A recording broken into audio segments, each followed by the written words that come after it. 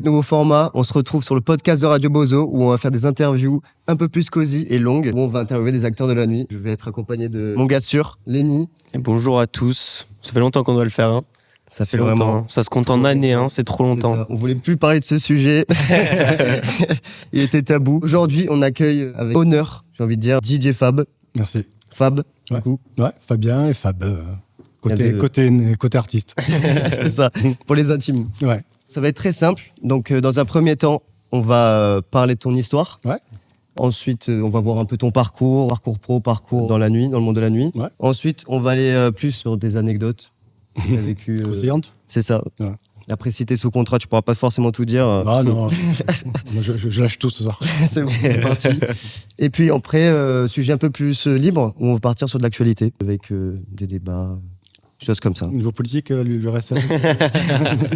En plus, ça, c'est croustillant aussi.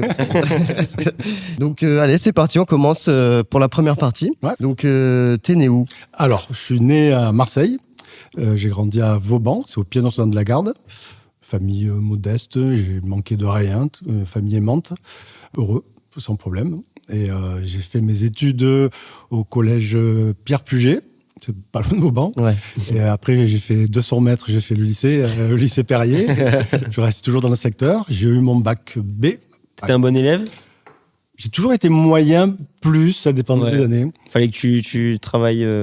Maintenant, avec le recul, je m'aperçois que non, en fait. Ah ouais, non? Non, T'avais des facilités quand même. Ouais, surtout quand je suis arrivé après, j'ai eu un bac éco. Ouais. Je voulais faire kiné. Éco, kiné, ça le faisait pas. Donc j'ai tenté, j'ai fait prépa kiné, ça n'a pas marché. Ouais. Et après, je suis allé en fac de droit. Je savais pas trop quoi faire. Et en fait, sorte de révélation, j'ai kiffé le droit. Ouais. Et j'ai fait 5 ans de droit. Donc, Ok. DEA, c'est un master 2 pour vous les jeunes. Ouais. Master 2 en droit des affaires. Ok. Et à cette époque-là, j'ai monté une agence de booking, on va en parler plus tard. Et donc, en fait, j'avais pas avocat. Mais ça m'a servi pour faire les contrats. Pour les contrats Et tout, pour avoir une sécurité, tu sais, parce que quand tu es dans la night, c'est super aléatoire. Mais je savais que j'avais ce bagage. au cas Ok. où. Et la musique, ça arrive à quel moment Alors, la dans musique, tout ça j'ai toujours été attiré par la musique. Il faut dire que j'étais un très bon danseur aussi. En fait, je sortais avec une black qui fêtait son Ça, anniversaire. on peut le dire, ça. Non, on peut pas dire. Qui fêtait son anniversaire chez elle, dans son appartement. Et j'y suis allé, et en fait, il y avait son frère qui mixait. Et il y avait les spots, la fumée, tout le truc. Et j'entendais les morceaux enchaînés, tu sais. Je me suis dit, putain, comment il fait le mec? Ouais. Moi, je pensais qu'on pouvait faire ça à partir d'une Shanifi. Donc j'ai kiffé. Et en fait, le frère, c'était le DJ de la boîte de l'époque, c'était La Main Jaune à Paris. Alors vous avez dû peut-être voir La Boom, le film. Ouais. À un moment, ils sont dans une boîte en pâte à roller. roulettes. En Ouais. roller. Ok. Et en fait, c'était le DJ C'est la de la main boîte. jaune, ok. Et pour la petite histoire, voilà. Je sais pas ce que ça valait à l'époque. Et quand je suis rentré chez moi, je suis allé voir mon père, je lui ai dit, parce que mon père a été DJ, il n'a pas eu une carrière, mais il a un peu bricolé sur Marseille. Et j'ai dit, voilà, j'ai entendu ça, comment on fait? Montre-moi avec la Shanifi. Et il me dit, non, il faut une table de mixage, il faut des éléments séparés. Donc à partir de là, j'ai mis l'argent de côté. Pour les fêtes de Noël et pour les anniversaires, je voulais qu'on m'achète une table de mixage. Et je commençais avec une petite table de mixage, une platine de la Shanifi et la radio. Ok. À l'arrache, quoi, tu vois. Ouais. Mais bon, tu faisais des trucs. Ouais. Et après, je commençais à faire des soirées dans lesquelles je pouvais mixer.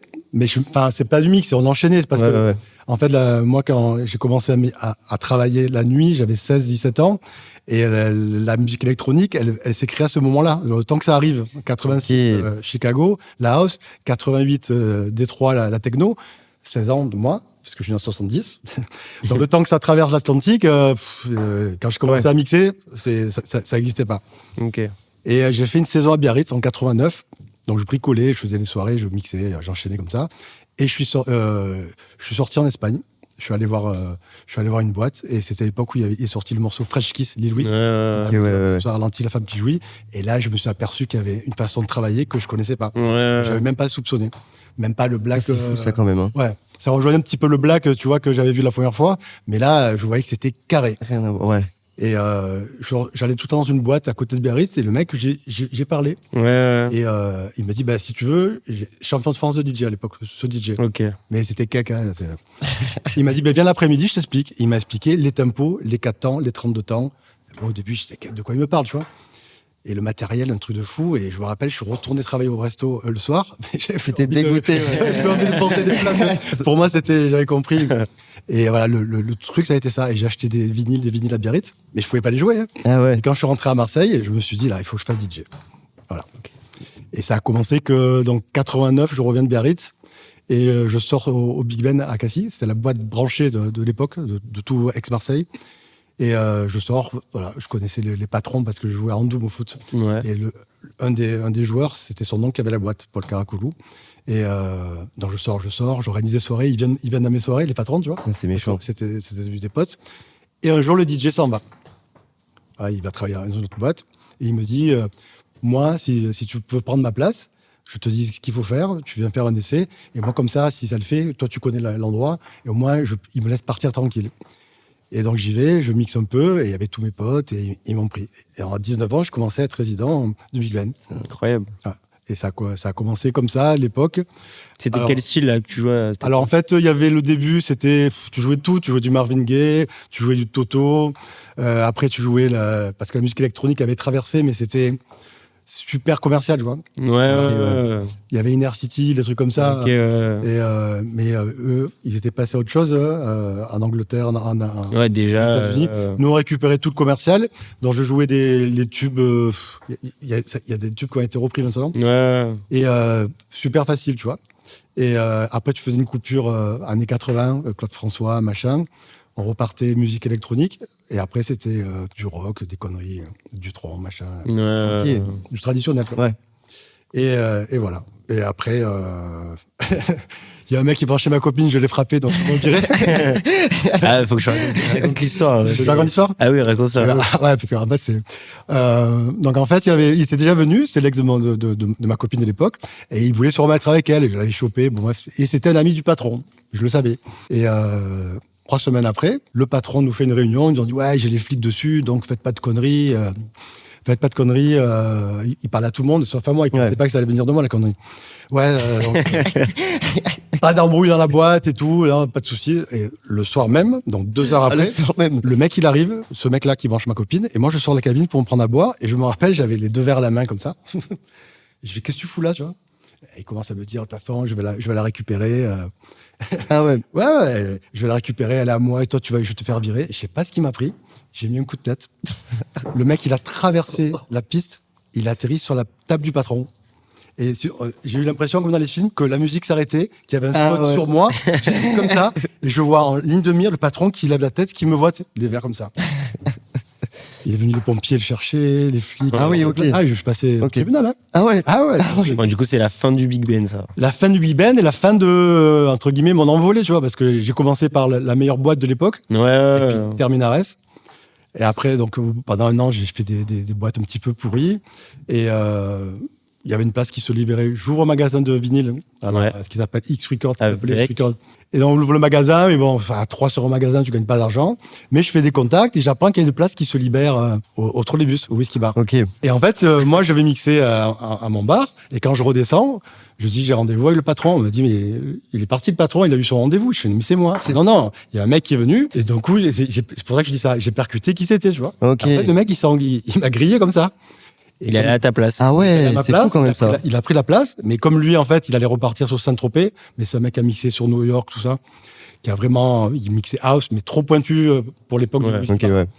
Et donc, je m'embrouille avec lui. Je lui fais un petit peu peur, il se casse. Je prends la place. Première saison. Et c'est, en fait, le whisky bar, il y avait pas de. Après, il y a eu un physio à l'entrée du whisky bar, comme à la Dame Noire. La première année, ça allait, ça grouillait dans tout. Et c'était la seule boîte de Marseille où ça jouait techno, house, tech house, techno. Mais c'était pas dissocié comme maintenant. C'était pas. Tu sais, c'était. Il y a tout qui fusionnait. On n'arrivait pas à dire ça, c'est ça, ça, c'est ça. Je jouais un petit peu commercial. Une coupure disco de 3 morceaux. Et c'est marrant parce que tu avais les mecs qui arrivaient de la salle rock qui se tournaient. Tu avais les mecs qui avaient la crête. Tu avais les mecs du son. C'était le DJ, c'était DJ Oil qui remixe souvent. Vice versa. Au vice versa. Ouais. C'est des Troublemakers qui a fait une carrière internationale. Okay. C'était le DJ, il mixait funk, jazz brand, mais c'était le top. Hein. Et comme moi, le whisky bar, ça cartonne, je vais faire une saison à Corse. Bon, c'est une anecdote, c'était pourri.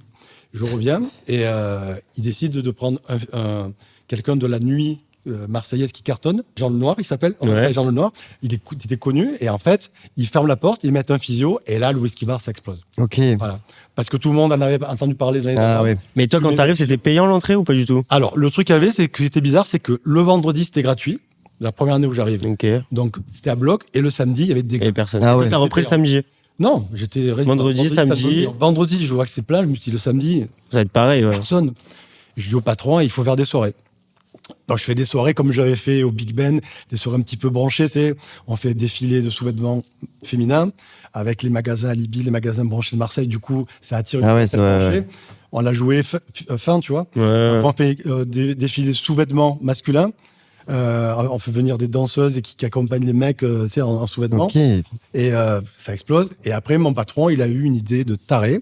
Il a décidé, ça a été le premier mec en France à faire venir dans une boîte de nuit des actrices de films X.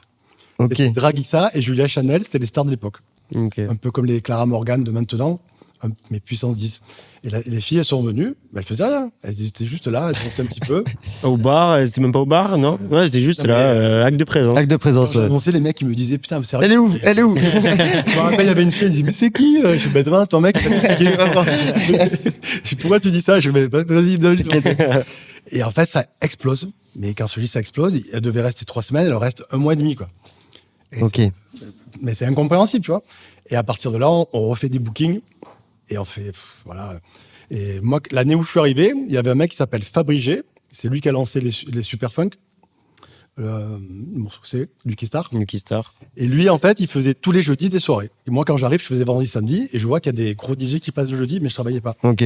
Donc j'y vais, et je vois un groupe, un live, je ne connaissais pas, Daft Punk. Daft Le Punk. premier live de leur vie, c'était au Trolleybus, et je l'ai vu, mais c'était pas connu, tu vois. J'ai dit, putain, c'est un peu violent, tu vois, mais c'était bien.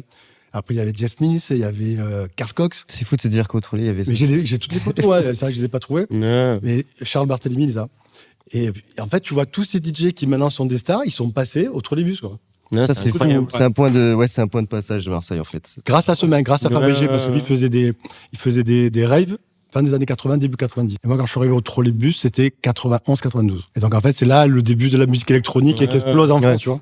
Et toi, t'as été un peu du côté des raves et tout, t'as pu mixer? Alors, juste avant d'arriver au Trolleybus, j'avais mixé avec Chris Corleone. Ouais. En fait, parce que j'étais reparti travailler au Big Ben, et le Big Ben, c'était à la cave. Ça avait coulé. Ah oui, Ça un avait cave. coulé. Ouais, Ok. ça avait coulé complètement. Et en fait, il cherchait. Moi, j'étais là, je savais que j'allais pas rester. Et il y a un mec qui vient, il me dit, je fais une soirée, je vais faire une rave, ça t'intéresse? Il m'a dit, voilà, ouais, c'est quoi ton DJ? Et il s'appelait Christophe, et il me dit Sonic 2. Et moi, Sonic, je le connaissais, alors on l'avait fait au Trolley. Non, c'était après ça. Je lui dis, mais Sonic, c'était. C'était un gros DJ de l'époque. Ouais, il y avait Jérôme Pacman, Sonic, c'était des Parisiens. C'était. En fait, si tu veux, à cette époque-là, ils étaient plus connus que Laurent Garnier. Parce que Laurent Garnier, il arrive après. cartonnait. Il Parce cartonnait que Pac-Man, il avait mixé pour la. La Mayday, en fait, la plus grosse rave du monde de l'époque, c'était la Mayday à Dortmund, en Allemagne. Ouais. Et le premier Français qui a mixé, c'est Jérôme Pacman. C'est fou. Donc nous, on l'a récupéré, donc on a fait avec ce Chris Sonic 2. Et je me rappelle, on est allé le chercher à l'aéroport, mais à l'époque, il n'y avait pas les téléphones avec. Ah oui. Je savais même pas la tête Wow. qu'il avait. Hein. Ah oui, ça Ah non, c'est non, chaud, on est ça. arrivé, on cherchait, on a vu un mec avec un fly case. Jérôme, ouais, allez, viens. Et on est arrivé dans un entrepôt à fromage. Le mec nous a dit, vous êtes quoi? On fête un anniversaire, on va être même pas 100. On était plus de 1000. Et là, putain, moi je jouais de techno à l'époque. Et après, j'ai eu une révélation. Parce que je mixais et je rentrais un truc qui était connu à l'époque. Et en fait, quand c'est à 1000 personnes, c'est la première fois que je jouais devant autant de monde. Et quand les gens commencent à reconnaître le morceau, ça crie, ça monte. Et j'étais scotché, quoi. C'est The Rebirth. The First Rebirth, The First- Jones and Stephenson. Ok. Sur Bonsai Records, c'était Ouais. un label de techno, mais qui te fait mal aux oreilles maintenant. Ok. Et voilà, c'est le côté rave. Après, j'en ai fait une ou deux, Ouais. mais j'ai plus été club, moi. Ok. Ouais, l'ambiance proche des gens, tu vois. Quand je reviens la deuxième année avec Jean Leblac, tout le monde l'appelait comme ça sur Marseille, qui prend la direction artistique. Et du coup, tous les gens la première année, quand je suis arrivé et que ça marchait, j'étais pas crédible aux yeux des gens qui étaient en place la nuit. Ah, Du ok. style Paul Virgo, Virgo. Did et Jack de Marseille. Et en fait, quand on a commencé à fermer la porte et à faire que les gens ont commencé à parler du whisky bar et qu'on a fait des bookings, parce qu'on a fait venir tous les DJ de Paris. Ouais, c'était Les The mecs Place qui to Be gardaient- à Marseille, Ah, quoi. The Place to Be en musique électronique. Et après le whisky bar, je jouais que de la musique électronique. Ok. Deep House au début, on a fait Saint-Germain, on a fait Kevin Yost. En fait, on reprenait les DJ qui étaient élus meilleurs DJ du monde et on les reprenait nous. C'était la tradition. Il y avait eu Saint-Germain qui jouait jazzy Deep House. Ouais. Vous êtes peut-être un peu jeune, mais ça te parle. Bah, c'est ce que je me disais, qu'il a arrêté et que Ouais, après en fait, il s'est tourné dans une carrière vraiment de jazz. maintenant il joue que jazz, tu vois. Mais en fait, le mec, il a mélangé le jazz avec la musique électronique. Ça faisait la deep house jazzy. Et les morceaux ont cartonné, il a été obligé de mixer, quoi. Alors il que savait de pas base, mixer. Alors que lui, c'est un musicien, c'est pas un DJ. Et chaque fois qu'il s'est produit, en 2 ans, il a joué 2 fois, c'était au Whisky Bar. Ça, c'est chaud, Et ça. les gens, ils appelaient le Whisky Bar pour booker Saint-Germain. Mais nous, on n'avait aucun rapport. Donc, Et après, le mec, il a arrêté parce que c'était pas un DJ. c'est un musicien, le Il mec. savait quoi. pas gérer la piste, tu vois. Ok. On a fait Kevin Yost, c'était le meilleur DJ du monde. Un Américain, le mec, il joue de tout. C'est-à-dire qu'il va jouer de la percu, de la batterie, de la guitare. Il s'enregistre du synthé, de la basse. Avec Et un après, séquenceur.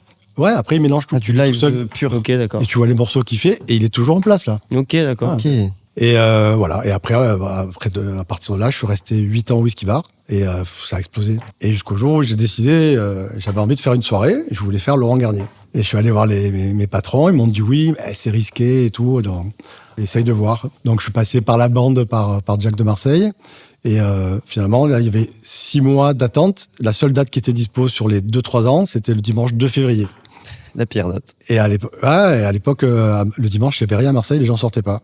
Surtout pas de jour férié le lendemain. Ah non, lundi, on c'était- travaille. Ah ouais, rien à faire. Et en fait, ceux du trolley, ils me disent, ah non, mais tiens, fou, ça va pas le faire. Et je fais, moi, je le fais. Et donc, après, bon, c'est la confidentialité des tarifs, tout ça, ça regarde personne.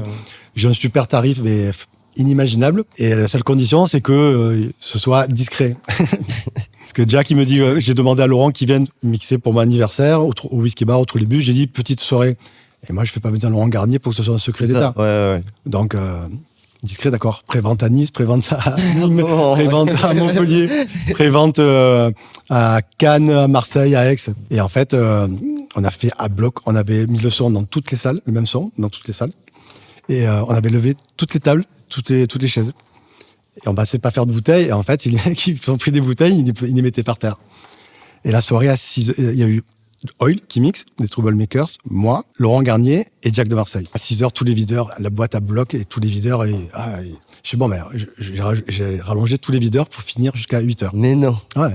Ouais, oh, la soirée du dimanche. En fait, t'as remixé après Laurent Garnier en plus. Ouais, Laurent Garnier, en fait, j'étais en train de danser sur Jack. Parce que Laurent Garnier, il avait mis le feu. Jack, il mixait. J'ai fait putain, la soirée, c'était le top. Et d'un coup, je vois quelqu'un qui me fait comme ça. Et Laurent Garnier me fait, ouais, Jack, il est fatigué. C'est parce qu'il arrivait de je sais pas où, avec le décalage. Il me dit, il faut que tu reprennes. Et donc, je reprends. Et Laurent Garnier, il était assis en face de moi, tu sais. Ouais, je dis qu'il y avait plus de chaise, mais il y en avait une, en fait. Il était, C'est que pour Laurent. il était en face de moi et je joue techno, tu vois. Et d'un coup, il se lève, il me fait, viens voir. Il me dit, mais Jack, il m'a dit que t'étais un DJ house, tu vois. Il me dit, mais mets-toi la techno. Mais moi, je suis un DJ house et je sais pas. Ouais, tu changes pas. Voilà. Non, après, c'est un truc. En fait, c'est jamais aussi bon que quand tu joues ce que tu aimes. Ouais, c'est ça, Voilà. c'est ça. Des fois, tu te forces, tu vas un peu sur un terrain, tu t'aventures un petit peu, mais tu n'as pas les mêmes réflexes, tu vois. Voilà, t'as joué parce que c'était. Là, j'ai joué parce que j'en jouais, je jouais ce que je faisais. Ouais, J'ai fait les mêmes séries que je faisais le week-end en fin de soirée, tu vois. Ok. Mais bon, c'est vrai que ça le faisait, quoi. Ok. Non, voilà, ça c'est l'aventure Donc, ça, c'est Whisky Bar. l'aventure Whisky Bar. Ouais. Après, je suis resté 8 ans. Au bout de 2-3 ans, je monte au Mistral. C'était les soirées branchées. Maintenant, c'est le Ladies Night, c'est le mardi. À l'époque, c'était le mercredi. Ladies Night, ça n'existait pas. Je sors le mercredi et on me dit, si tu veux venir mixer, ça s'appelait le Jardin des Danses, les soirées du mercredi. Et c'était Magic Chris qui mixait. Il arrêtait, il partait ailleurs. Et on me dit, tu veux reprendre? Je reprends.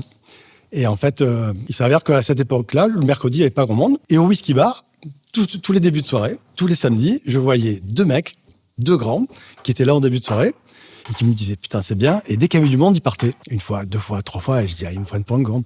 Donc je vais les voir 1 fois, et je fais, ça va. Ils me disent, c'est vraiment bien ce que tu joues. Je fais, ouais, mais pourquoi vous partez? Ouais. Ils me disent, parce que on travaille au Mistral.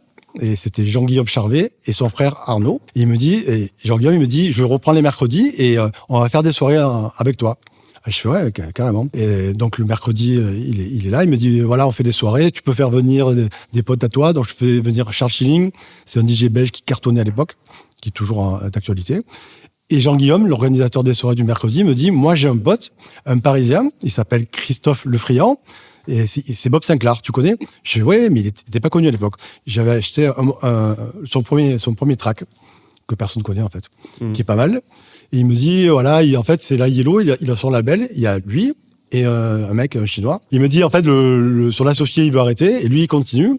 Et je veux le faire mixer là. Il avait sorti entre-temps 2-3 morceaux, et on le fait au Mistral. Et bon, on l'avait fait au Whisky Bar aussi. Ça n'avait pas marché. Il était pas trop connu. Et au Mistral, il commençait à être connu, ça commence à prendre de l'ampleur, tu vois.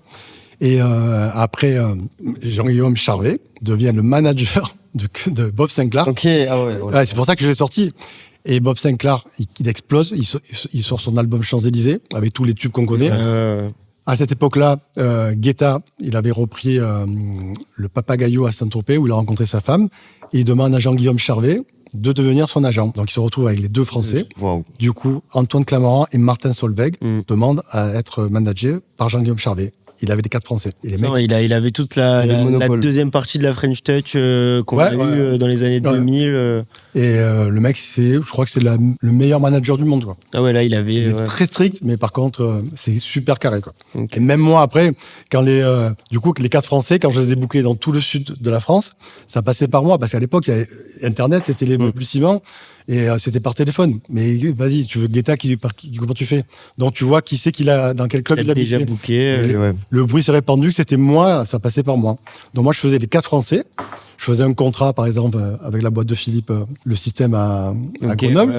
Et je faisais un contrat avec l'artiste et un contrat avec le club. Je faisais l'intermédiaire. Okay. Et pendant 2-3 ans, c'est moi qui bookais les DJ, ces 4 Français, au Mistral, au Bazar, avant de travailler au Bazar, et dans tout le sud. Et voilà, après, les mecs, ils ont explosé, il leur fallait des grosses structures que j'arrivais pas. Donc, j'ai pas pu suivre. Mais bon, ça m'a permis de les côtoyer, c'est devenu mes potes. Ouais, c'est tes amis, quoi. Quand on se voit, on est content de se voir, quoi. On se revoit avec plaisir. Et moi, ça m'a permis d'avoir de la crédibilité, quoi. Et donc, le mercredi, branché au Mistral, s'est transformé en mardi, c'était le Ladies Night. Et là, c'était un pote qui reprend, à moi, 2 potes qui reprennent, qui me disent, tu veux être le résident des Ladies Night? Je fais oui. Un truc de fou. C'était plein tous les mardis, soirée étudiante gratuite pour les filles, elles boivent toute la nuit. Et à cette époque-là, toutes les boîtes de la région étaient fermées. Et donc, tu avais tout le personnel des boîtes de la région qui venait faire la fête le mardi. Et c'était à bloc. Et là, on refait les bookings. On fait Guetta, Bob Sinclair, Calmaran, David Guetta, le mardi. Et c'est moi. Le mardi. Et c'est-à-dire que tu fais le début de soirée pour David Guetta un mardi soir. Donc les mecs, dès qu'ils venaient voir les grosses têtes, t'étais là. J'étais là, voilà. J'ai fait tout pour me retrouver là, mais après, c'est les planètes qui s'alignent. Et ça, tu le commandes pas. C'est ça. Comme les joueurs de foot, les sportifs, quoi. Et donc là, je suis resté 10 ans le mardi au Mistral. 10 ans de résidence. 10 ans de résidence. Et avec Mousse, avec Olivier Chamelat, le frère d'un des associés. Et c'était l'endroit... ma semaine commençait le mardi. Jeudi, vendredi, samedi, je faisais le whisky bar. Et le dimanche, après, je commençais à mixer au Bazar. Ok. Ouais, pour les soirées, c'était les soirées branchées. Et là, j'ai mixé avec une autre partie de DJ que je connaissais pas. Je sais pas si ça va vous parler, les John Digweed, c'est Global Underground, le label. C'est John Digweed, Nick Warren, c'est que des Anglais. Richie Houghton. Voilà. Et après, je suis parti du whisky bar parce que j'avais envie d'évoluer, de jouer tout le temps avec des gros DJ. Et je suis allé au Bazar. Ça faisait un petit moment qui me tendait la perche. Et je suis resté 10 ans au Bazar. Et là, au Bazar, je faisais vendredi, samedi, dimanche. Et je suis allé pour le dimanche, tu vois, parce que le vendredi, samedi, au début, j'étais surpris parce que c'était super commercial. Et moi, j'arrivais du whisky bar, je jouais pas comme ça. Ouais. Là, il y avait et grâce à ça, il y avait les platines CD. Je savais que je jouais au vinyle, mais je me suis dit, je vais pas acheter les vinyles pour jouer commercial, tu vois. Et j'ai commencé à télécharger du son et de graver sur CD. Et c'est comme ça que j'ai appris à mixer au CD. C'est sûr que je te dis, il y a tout le temps un truc, des fois quand tu te retrouves un peu devant un obstacle, il y a toujours du positif qui ressort. Et j'ai mixé comme ça, après c'était la clé USB, et après les vinyles ils ont disparu. Quoi. Donc le dimanche, j'ai mixé avec tous ces DJ, et je mixais avec Carl Cox, c'était un truc de fou. C'était la folie. Ouais. Donc c'était ta période à Marseille. Ouais. Mais on sait aussi que tu as eu une période à Paris. Ouais. Comment t'as fait pour finir là-bas? Parce que du coup, t'as eu plusieurs résidences à Paris. Paris, ça a commencé quand le whisky bar, ça cartonnait. J'étais encore au whisky bar, au début. Moi, je vais être honnête. J'avais un pote, un de mes meilleurs amis. J'ai 5 meilleurs amis, il en fait partie, c'est Gilles, qui était directeur du R2. Et il s'en va du whisky bar, il travaille au whisky bar pour travailler chez les Guetta au Palace. Au Palace. Ok, ouais. Donc moi je monte le voir, il me présente Claude Monet, je rencontre Guetta par rapport à ce jour-là. Je monte pour mon anniversaire, je vais voir David Morales qui mixe au Palace, Barbara Tucker, Daja F, c'est un truc de fou pour moi. Hein. Je rencontre Claude Monet, le résident du Palace, et je lui demande qui vient de mixer pour l'anniversaire de Whisky Bar. Donc là j'ai noué des liens avec Paris, quoi. Après je demande à le Palace fermeture administrative. Gilles, il se retrouve à travailler à droite, à gauche, et il devient directeur d'un club qui s'appelle, c'est l'ancien Bâche, et ils appellent ça le Monkey, restaurant en haut, mais cosy, tu vois, et en bas, le club. Ah ouais. Et il me dit, viens mixer, je veux que tu viennes mixer. Donc je monte, j'arrive, je vois l'endroit, putain, c'est cosy, mais vraiment chicos. Et quand je descends, le DJ, le résident, c'était un Marseillais, qui connaissait Mousse, qui me connaissait de nom, et qui est parti vivre à Paris. Et lui, il mixait funk, disco, mais pas du tout commercial, mais mixé. Pour de vrai. Ouais. Putain, les jazz band, putain, mais le mec, c'est un batteur à la base. Et tu vois les enchaînements qu'il faisait, tu te dis, c'est pas possible. Et moi, je mixe et je joue deep house, et sans prétention, je crois que c'est un de mes meilleurs mix de ma vie. Là-bas. Au vinyle, je sais pas s'il y a tout qui glissait. La technique et l'inspiration, quoi. Donc, c'était le vendredi. Le samedi, je dors chez Gilles. Il me ramène au train. Le train n'était pas parti de Paris. Il me rappelle, il me dit, ils veulent que tu viennes faire tous les vendredis. Tu te fous de ma gueule. Il me dit, non, je suis sérieux. Donc, il fallait que je négocie ça au trolleybus. Mon patron, il était super cool. Il me dit, non, mais c'est bien pour nous en plus. Tu vas être marqué résident du Monkey Club. Ouais, c'est ça, ouais. Donc, je monte et là, ça explose. Mais ça explose, quoi. Ça cartonne. Après, il y a des mecs qui viennent me voir. Ils me disent, je veux te mixer là. Et après, donc Gilles, le directeur du Monkey, il me dit, nous, on va récupérer les Getty Dance. C'est des soirées gays le dimanche, un dimanche par mois, de 20h à 2h. C'est pour ça que ça s'appelle les Getty Dance, l'heure du thé. Il me dit, en fait, ça s'appelle Salvation.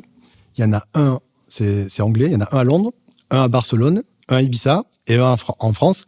Et en fait, ils étaient au VIP, et avec Jean Rock, ça, je cherchais. Avec Jean Rock, ça le faisait pas, il le récupère. Il me dit, franchement, tu vas être le résident du Getty Dance en France. Et il y a 4 résidents dans le monde. C'était la plus grosse en plus, Paris. Le Getty Dance, ouais, c'est le plus gros. Et il me dit, écoute, ils vont venir discuter avec moi en début de soirée. C'était un samedi. Il me dit, tu joues comme si tu jouais en soirée. On aurait dit un fou, quoi. Il y avait personne, je jouais tu vois. Et les mecs, je les vois discuter. D'un coup, ils se lèvent, ils viennent me voir. Bon, on veut que tu travailles pour nous. Juste une chose, sex music. Et en fait, Gilles, il me dit, tu vas voir, joue vocal, démarque-toi parce qu'il jouait house progressive, démarque-toi et tu vas voir. Donc, je joue. Putain, mais ça explose. Mais quand je dis ça explose, j'étais choqué, quoi. Il y a l'anglais qui était le premier résident. Ouais. Il prend ma place et je sors de la cabine. Et alors là, putain, c'était l'émeute sur moi. Viens voir. Ah ouais. Non, mais c'était un peu inquiétant. Viens voir. Je veux que tu mixes avec moi. Non, c'est moi qui l'ai fait en premier et tout. Il me prenait pour un gay, tu vois. Et Gilles m'attrape comme ça, il me tire, il était mort de rire. Il me dit, je savais que ça allait le faire. Et là, j'ai eu plein de contacts, dont notamment un mec qui s'appelle Lenny. C'est le mec parfait, quoi. Des gaines, classe, qui travaille la nuit, gay, qui est super branché. Il vient, il me dit, je suis le directeur artistique du Folies Pigalle, je veux que tu viennes mixer.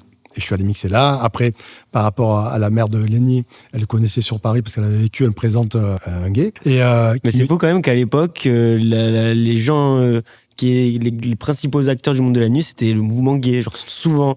Parce qu'en fait, tu veux, les gays, c'était une minorité, enfin, ça fait partie des minorités. Comme maintenant, c'est LGBT, etc. Ils étaient super, enfin, entre guillemets, c'était pas au grand jour comme maintenant, tu vois. Donc les mecs, quand ils sortaient, ils profitaient à fond. En plus, il y a eu la génération SIDA. Il y a des mecs, il fallait qu'ils vivent vite. Non, mais c'est vrai, ça a joué, quoi. C'est les mecs, quand ils sortaient, ils profitaient, ils se lâchaient, ils faisaient la fête. Ça a toujours été ça. Parce que ailleurs, ils devaient se cacher, se retenir. Donc, les mecs, ils se lâchaient. Et les meilleures soirées que j'ai passées, c'est dans les soirées gays, les matinées groupes, les trucs comme ça, où on sortait, on était qu'avec des gays et avec nos copines respectives, et personne ne faisait chier, quoi. C'est la folie. Parce que il y avait une ambiance de taré. À Marseille, c'était pas trop ça, non À Marseille, oui, il y a eu... Ouais, c'est pas pareil. Marseille, on était toujours à la traîne. Ok, ouais. Voilà, j'ai essayé de faire les Getty Dance à Marseille, ça n'a pas suivi, quoi. Ça n'a pas suivi. Ah ouais, ok. À Marseille, à part les gays qu'on connaît, tu vois, qui sont branchés parce qu'ils sont une ouverture d'esprit. C'est paradoxal ce que je dis, mais voilà. Après, il y a eu l'after à Marseille, donc je faisais sur Paris. Des fois, je montais, j'ai resté une semaine. Donc tu jonglais, en fait. Tu jonglais Paris-Marseille. Ouais, des fois, je partais le vendredi mixer. Le samedi, le vendredi soir, je rencontrais quelqu'un qui me dit, viens mixer mardi ou mercredi, je restais sur Paris, quoi. Donc t'enchaînais j'enchaînais. Paris. Des fois, je montais, je mixais 4 soirs. Et au trolleybus, il commençait un peu à marronner, tu vois. Ah bah, sûr. Mais après, quand je revenais, je faisais les soirées, donc C'était gagnant-gagnant. Et quand tu partais, tu lui laissais un DJ. Oui, qui je l'ai t'avait jamais laissé. confiance, Il y avait pas de souci. Après, il y a eu l'after, le Crazy, qui s'est monté à Marseille. Enfin, c'est à la même époque, en fait, tout ça. Donc, je suis incapable de vous sortir les dates. Et je deviens résident aussi. Donc, ça faisait. Beaucoup de Je résidents. crois que les mecs, ils devaient plus me voir. Je faisais mardi Mistral, jeudi, vendredi, samedi, Trolley. Et je faisais dimanche matin, le lundi matin, les afters du Crazy. Et le dimanche, le bazar. Et des fois, je faisais. Tu t'enchaînais en fait, tu pouvais. Pendant 35 ans, j'ai vécu que de ça. Ok. Et il y a une fois, j'ai mixé le même soir dans 5 endroits différents. J'ai fait Bistro Plage, La Palmeraie, il y avait un truc spécial. Je suis allé au Trolleybus, j'ai mixé au Crazy After et j'ai mixé en traître. Je suis parti plutôt mixer dans un autre after. La dinguerie. Ah ouais. Ah, c'était de la folie. Donc là, c'est la période où vraiment, je me suis éclaté. Et après, sur Paris, je commençais à avoir une reconnaissance des Parisiens, tu vois. Après, donc Gilles, le Monkey Club ferme. Ils ouvrent une boîte qui s'appelle le Studio 287, Porte d'Aubervilliers, soirée et after. C'est-à-dire que ça ouvre à minuit, ça ferme à 15h. Et ça devient l'endroit numéro 1 sur Paris. Ils défoncent tout le monde. Et ils ont trop défoncé tout le monde. En fait, quand la mairie, ça a changé, ou la préfecture, je sais plus, ils n'avaient plus les bons appuis, ils les ont fait fermer. Et Gilles, il travaille là-bas. Et Gilles, il parle au directeur de l'endroit. Il lui dit, j'ai mon pote de Paris, il mixait là, tu te rappelles qu'au Monkey Club. Il lui dit, il faut qu'il vienne mixer. Le mec, il m'a jamais vu. Et je suis booké. C'est-à-dire la première fois que je monte, c'est pour aller mixer au 287, mais j'avais pas vu l'endroit. Mais bon, je faisais confiance à Gilles. Et le mec m'avait jamais entendu. Il faisait confiance à Gilles lui aussi. Donc j'arrive, un hangar. Le 287, c'est la fameuse boîte de Jean-Luc Lahaye. Okay. Où soi-disant, il aurait abusé de certaines filles. Vous connaissez les histoires, là? Jean-Luc Lahaye, le chanteur. Ouais. Il a été accusé de viol et c'était sa boîte à lui. Ok. Ils reprennent ça et donc j'arrive, je vois un hangar de tarés, 3000 personnes. Il y avait un restaurant, il y avait un carré VIP avec 120 tables et le dance floor, il doit avoir 2000 personnes. Et donc je mixe, putain ça le fait, le patron vient me voir, il me dit non c'est bien, tu vas venir mixer 1 ou 2 fois par mois. Alors je remonte, je mixe, on fait 10 biches au bazar, 10, ouais. et 10 biches ils remixent, ils mixent là-haut, 10 heures, ils ont mixé. Donc je vais les voir, j'étais assis à côté d'eux, énorme. Je mixe avec Timo Maas, ça te parle? Celui qui a fait Help Me? Non, c'était un Allemand. Enfin, je devais mixer avec, je vais mixer avec lui. Et en fait, c'était le dernier, c'était au mois d'août. Et après, comme c'est une grosse structure, Paris à l'époque, les boîtes, elles étaient un peu vides, c'est les boîtes qui n'étaient pas en plein air. Ok. Donc, comme c'est grand, ils ferment, ils rouvrent à la rentrée. Ah, c'est des saisons, ouais. Les saisons. Et je devais mixer avec Timo Maas, et lui, il rate l'avion. Et en fait, les mecs qui mixaient, moi, j'étais pas à la tête d'affiche, mais les mecs qui étaient plus connus que moi, ils pouvaient pas prendre le créneau horaire de Timo Maas. Et donc, je me retrouve à mixer de 2h à 4h. Tu fais Et Timo Maas, il devait mixer de 7h à 9h, les 2 meilleurs horaires. Ouais. Et il me dit, tu prends ces horaires-là. Il me dit, assure. Et en fait, je joue, et là, putain, mais explosion, un truc de fou, quoi. Comme quoi, tu vois, les circonstances. Les planètes s'alignent. Je vois le patron, le mec qui m'avait fait confiance, il arrive, il dit, putain, ils ont crié pendant 2 heures, tu tournes ça à la fin, tu vas les déchirer. Et là, ça explose, quoi. La boîte ferme et réouvre pas. Ah ouais. Voilà, ça change de Closing mort. définitif. Et le patron, il me dit, je vais reprendre le Red Light sous la tour Montparnasse. Ok. Ça faisait soirée, il y avait des afters, mais une boîte de tarés. Avant, ça s'appelait l'enfer. Donc, il me dit, je veux que tu sois le résident. Et on décide de partir vivre à Paris. Paris. Ouais, parce qu'il fallait que je sois sur place, tu vois. Donc, le patron m'appelle un jour, je suis bon, allez, j'arrive quand? Il me dit, non, mais c'est bon, c'est Guetta qui reprend la boîte, on s'est fait baiser, quoi. Et en fait, c'était une planche pourrie parce qu'il y avait plein d'embrouilles avec des mecs du milieu. Donc, du coup, on n'y est pas allé. Et le patron, il me dit, je reprends les bains de douche. Donc, Gilles travaille en haut et je vais venir être résident. Mais comme c'est petit, je suis obligé de faire jouer plusieurs personnes. Et Gilles, il était vraiment en place, en fait, sur Paris. Gilles était en place, ouais. Et lui, en fait, c'est quoi? Il était directeur à chaque fois des lieux? Il était barman au départ et après, il a repris des trucs. Et comme ça cartonnait, il a donné direction du personnel et après direction du club. Ouais. Le Monkey Club, il était directeur du club. C'est lui qui faisait les comptes, le coffre-fort. Et c'était le dernier, c'est lui qui fermait, quoi. Et du coup, pour la petite anecdote, Gilles, c'était le directeur du R2. Donc, je pense qu'il y a beaucoup de Marseillais qui ont dû le voir pendant. Costaud, tatouage, il est resté. Il était là du premier jour. Il a arrêté il y a 2 ans, quoi, un truc comme ça. Ouais, c'est ça. Ouais. En fait, c'est ça, il faut côté. C'est un milieu, je te l'ai toujours expliqué, c'est du copinage. Il faut que tu sois là au bon moment, il faut que tu aies des bons contacts. C'est pour ça qu'il y a des fois, on dira pas de nom, mais tu as des DJ, tu te demandes qu'est-ce qu'ils foutent là. Tu vois 2 mecs qui mixent et tu te demandes pourquoi ils sont là, quoi. Ouais. Parce qu'ils connaissent du monde. Mais quand tu les écoutes, on est 100 fois meilleur qu'eux. Ouais. Enfin, il y a des mecs sur Marseille qui sont 100 fois meilleurs qu'eux et qui pourraient jouer dans le monde entier. Et eux, ils mixent. Il n'y a pas que, il y en a d'autres. Parce qu'ils connaissent, ils étaient là au bon moment, qu'ils connaissent les bonnes personnes. Et en fait, c'est quoi qui a marqué l'arrêt de ton truc à Paris, quoi? Paris? De ton aventure là-bas. Donc, déjà, après, quand tu es un enfant, tu veux être de folie, plus présent, tu vois. Et puis j'avais tout ce qu'il fallait à Marseille. À Paris, il y avait rien d'intéressant. J'avais fait un petit peu le tour, même sur des one-shots, Folie Spigal. Élysée-Montmartre, j'ai mixé pour une des plus grosses soirées européennes qui s'appelle l'Open House, avec Luc Solomon. C'est le mec qui a le label classique avec Derek Carter. C'est anglais. J'ai mixé, il y avait 2000 personnes, quoi. Avant toute cette épopée parisienne en me concernant. Voilà, j'ai mixé dans d'autres endroits, je me rappelle même plus grâce à Gilles. Hein. Et après, il y a plein de boîtes qui ont fermé, ça a réouvert, mais ils avaient leurs équipes.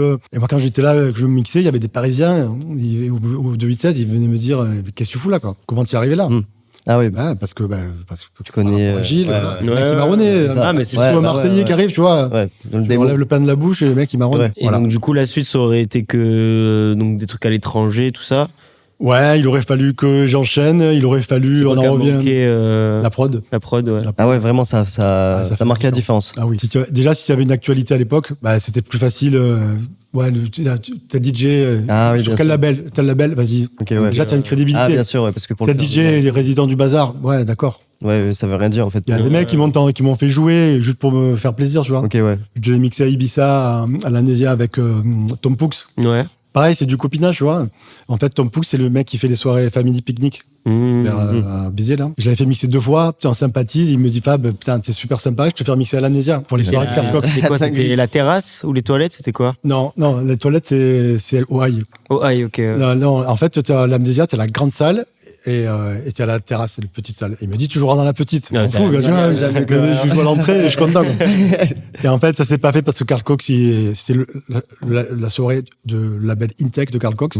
Carl Cox pouvait pas être là pour une raison particulière. C'est l'époque où il a eu ce problème. Et du coup, il m'a dit, l'Amnésia, sans Carl Cox, il faut pas la soirée. Donc du coup, ça t'a stoppé. Ça tombé à l'eau, quoi. On dirait que je fais un peu le mec, je me suis fait les ligaments croisés, j'ai pas pu réussir. Mais non, mais la réalité c'est ça. Est-ce que du coup après, comment t'as pu rebondir? Genre, ça t'a complètement arrêté en fait tout ça. Ouais, ça s'est fait progressivement, tu vois. Il y a des dates, un peu moins de dates en dehors parce que j'ai mixé à Grenoble, je m'occupais du booking. C'est devenu mes meilleurs amis, le résident. J'aurais fait les soirées branchées. À l'époque, ça s'appelait le système. Les soirées branchées, c'est le jeudi. Et dans le même mois, je leur ai fait les 4 Français, Guetta, Bob Sinclair. Et ils m'ont offert 2 semaines au ski, quoi. Mais c'est devenu des amis, tu vois. Ouais. Pareil, on en revient tout le temps au copinage. Si le mec ne m'avait pas rencontré, il les aurait jamais fait. Parce que personne serait venu au système et personne ne connaissait. Et au final, donc toi, tu rentres sur Paris. Donc à Marseille, il te restait quoi en résidence? J'étais résident tout le temps au Trolley. Après, j'ai moins mixé sur Paris, un peu mélangé. Je suis allé au bazar et là, j'ai remixé avec les DJ. Donc, quelque part, ça me suffisait, tu vois. Le dimanche. Il y a plein de trucs qui devaient se faire, qui se sont pas faits. Je vais mixer à la Terrassa à Barcelone. Parce qu'on fait la Terrassa de Barcelone. Et les mecs, putain, c'est les danseurs, les danseuses. C'était le Elro de l'époque, tu vois. Avant Matinée Group. Mais les mecs qui parlaient français, Rabier Siette et un des DJ. Il me dit, tu vas venir mixer avec nous. Nickel. Il me dit telle date. Fermeture administrative. Oh putain. Non, mais sérieux. Mais du coup, donc. Là, par contre, c'était plus aligné, tu vois. Ça dépend de plein de trucs. Plein de facteurs. C'est tellement aléatoire. C'est comme un joueur de foot. À tel poste, tu as une star, il faut que la star se blesse, que toi tu rentres. Et que là, tu flambes, qu'on te dit putain, il est pas mauvais. Et qu'après, voilà. Et donc, toi, après, tu as eu une période un peu plus molle où tu mixais plus par. C'était plus un métier alimentaire à la voix. Alors après, voilà, c'est ça. Après, il s'est posé la question, comme j'avais Lenny, quand il y a un fils, tu te dis. Alors maintenant, je voyais, par exemple, Mousse, le DJ de Mistral, qui est un de mes meilleurs amis, qui faisait les soirées privées, qui jouait dans des boîtes commerciales et qui se gavait, tu vois. Et je me suis dit, alors il y a 2 solutions. C'est que soit je continue comme ça, je sais pas trop où je vais, soit je m'engouffre dans du commercial, je vais prendre de l'argent et je vais être tranquille.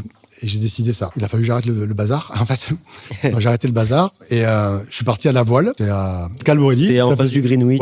Restaurant, grosse terrasse et boîte à l'intérieur. Et en fait, le DJ, ils avaient l'autorisation jusqu'à 4 heures. Et en fait, il a l'autorisation jusqu'à 5 heures et le DJ, il s'en sort pas. C'est bizarre, hein? Ouais, c'est bizarre. Et donc, il cherche un DJ. Moi, je me présente. Bon, c'est facile de jouer un peu de tout, tu vois. Et en fait, il y avait 300 personnes sur la terrasse du resto et tu savais que il allait avoir 800 personnes dedans.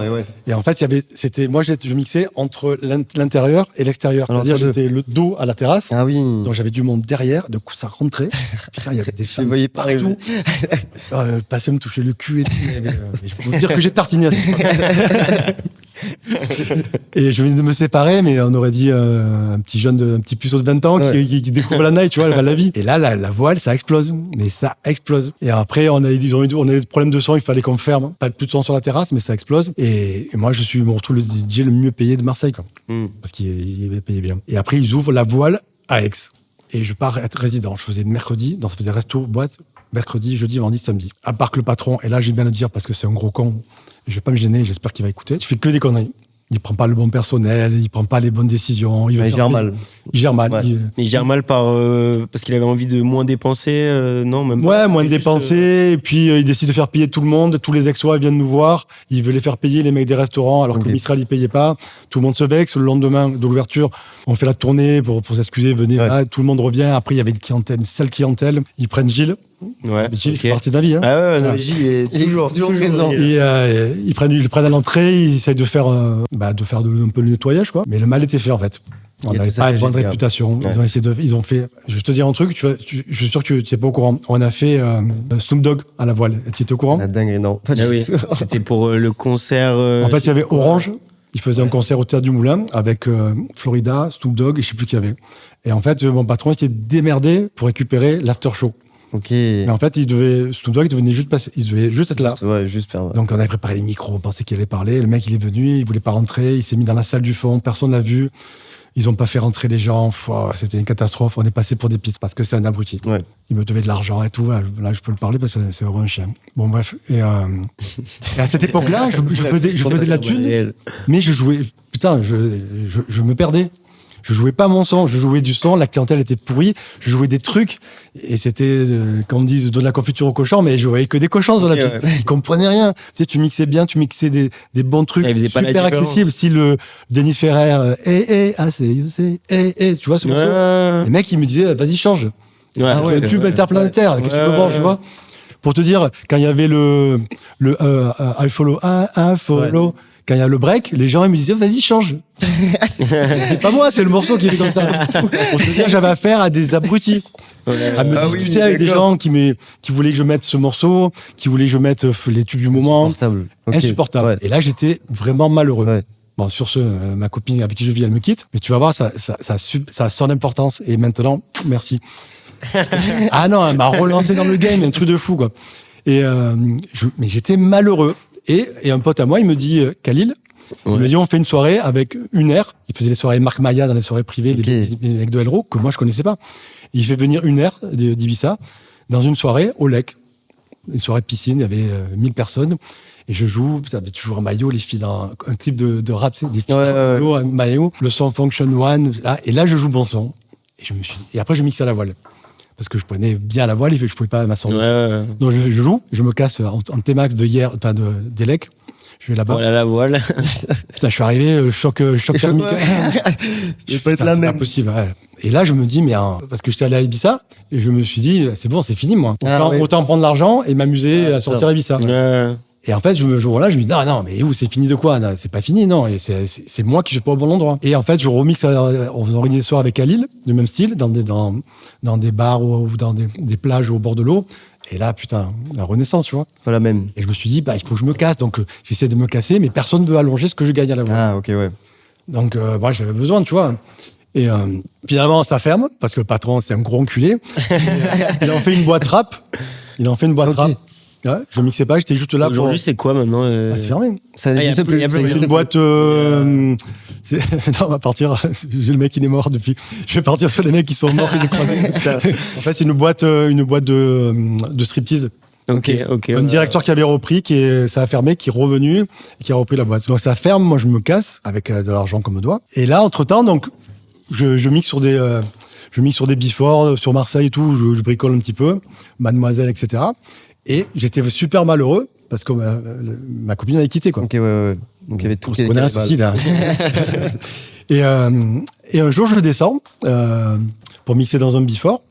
Et où elle travaillait, elle, tu sais. Donc super malheureux. Et je rencontre une copine qui sortait avec un mec que je connaissais pas. C'était Jérôme. La fille, je la connaissais. Le directeur du Baby. Jérôme Minidu. Hein. Oui. Et en fait, donc elle, je la rencontre, elle me dit, qu'est-ce que t'as, Fab, qu'est-ce qu'il y a? Parce que je pleurais, j'étais en dépression, quoi. Et elle me dit, attends, on te ramène, ils viennent dormir chez moi, et j'explique ce qui se passe. Et depuis ce jour-là, on s'est jamais plus quitté avec Jérôme. Putain, la dinguerie. Ah ouais. Ça a soudé. Ouais. Et tu vas voir sur quoi ça enchaîne. Et en fait, j'entendais parler de Elro. Et un jour, avec Jérôme, donc, on devient les meilleurs amis. Entre-temps, il se fait larguer par sa copine. J'ai jamais de copine qui tienne dans ces histoires. On va à Elro. Et là, putain, je me prends une claque. Plus qu'à Ibiza, parce qu'Ibiza, tu sais, mais Elro, c'est l'ambiance 100% barcelonaise.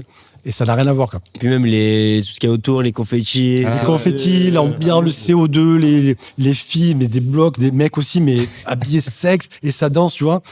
Et, c'est l'ambiance, que tu retrouvais l'ambiance que tu avais connue à l'époque. Ouais, mais plus que ça, parce que moi, j'avais oublié tout ça, tu vois. Ça, je me dis, mais pourquoi j'ai pas connu cet endroit? J'en entends parler, je suis jamais allé. Et c'était un after avant, tu vois. Et en fait, j'y vais, et ils se prennent une fermeture administrative, ils font une dernière soirée. Et j'y vais, et je tombe sur mon ex, un truc de fou, quoi. Encore là. C'est-à-dire que j'arrive, je tombe, la première personne que je vois, quand je rentre, je tombe sur elle. Bon, bref. À Elro à Barcelone. Elro à Barcelone. Okay. Et je vois la soirée. Je me dis, mais c'est quoi ce truc de taré? Ouais. Finalement, avec Jérôme, on revient. Après, c'est devenu un after. C'est-à-dire c'était l'after tous les dimanches. C'est à côté de l'aéroport de Barcelone. Et après, ils ont fait fermeture administrative. Et après, ils ouvraient une fois par mois. Ils faisaient l'after le dimanche matin, 6h ou 8h, ça a changé, jusqu'à minuit. Et on y va, et putain, tous les mois on montait, et je voyais ça, l'ambiance, putain, c'est trop bien. Je dis, putain, tu sens pas qu'on fasse une soirée, Jérôme, avec qu'on les fasse venir, parce qu'ils étaient déjà venus à Marseille. Ok. Donc, par Khalil notamment. Ouais, mais c'était des soirées privées dans des villas. Nous, on voulait dans un club. On voulait au Spartacus. Spartacus, parce qu'entre-temps, je mixe au Spartacus. Ouais. Parce qu'avec Jérôme, on sort là-bas et Yass, il me dit, viens mixer. Je remixe là-bas. C'est là qu'on approfondit la connaissance avec les chicks. En fait, tout ça t'a fait un vent d'air frais. Et ouais, mais tu vas voir le truc. C'est-à-dire que si elle m'avait jamais quitté, je serais jamais allé à Elro à ce moment-là. C'est faux, ça. Je suis allé la dernière soirée. Tu te rends compte? Et parce que je savais peut-être qu'elle était là aussi, tu vois, consciemment. Et donc j'appelle, on se renseigne et on me dit que le mec qui s'occupe de Elro, le manager, c'est un Français qui vit à Barcelone, Max Drouard, qui est devenu mon ami. Et je l'appelle, il me dit oui, mais en fait nous on fait Elro au doc avec We Are, c'est un collectif, je sais pas si ça existe encore. C'était qui dedans? We Are. Il y avait Charles Barthélémy, je crois. Ouais. Et je sais plus qui c'était. Et il me dit, non, tant que je travaille avec eux, c'est pas possible. C'est pas possible. Un an après, et entre-temps, nous, on va à Elro, une fois par mois. Et on était avec Jérôme, et tu vas voir ce que je te dis, on dirait un truc de gamin, putain, juste si je pouvais juste leur parler, et les connaître, tu vois. Et entre-temps, on apprend que Elro, il travaille plus avec We Are.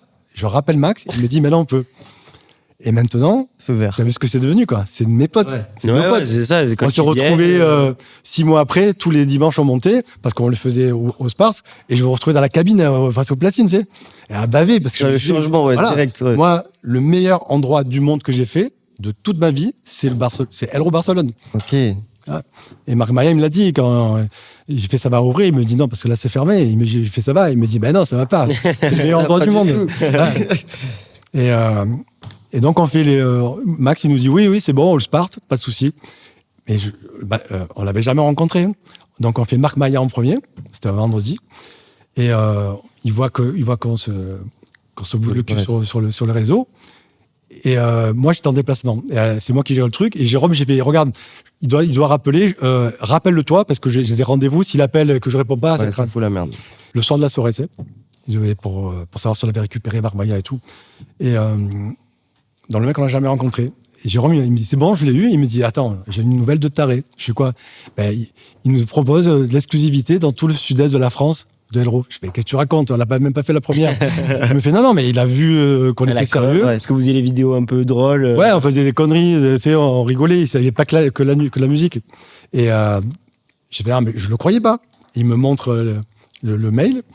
Putain, c'est un truc de fou. La première soirée se passe bien. Marc Maya dit, ils sont au top, les deux, c'est deux tarés. Je rigole, l'accueil nickel. Et là, on faisait toutes les 2-3 semaines, non, c'était une fois par mois, on faisait un DJ Elro. Et on les a tous fait. Et c'est devenu tous nos potes, quoi. Marc Maya, Tony Varga, il y avait Oscar Aguilera qui faisait partie d'Elro, qui est plus. Et de la swing, qui saura qu'on va être à Ibiza pour Elro. Il y a de la swing? Ouais, ok, la folie. C'est de la swing, Paco Suna, Chilina, la belle, et Tini Gessler. Et Tini Gessler. On fait Tini Gessler.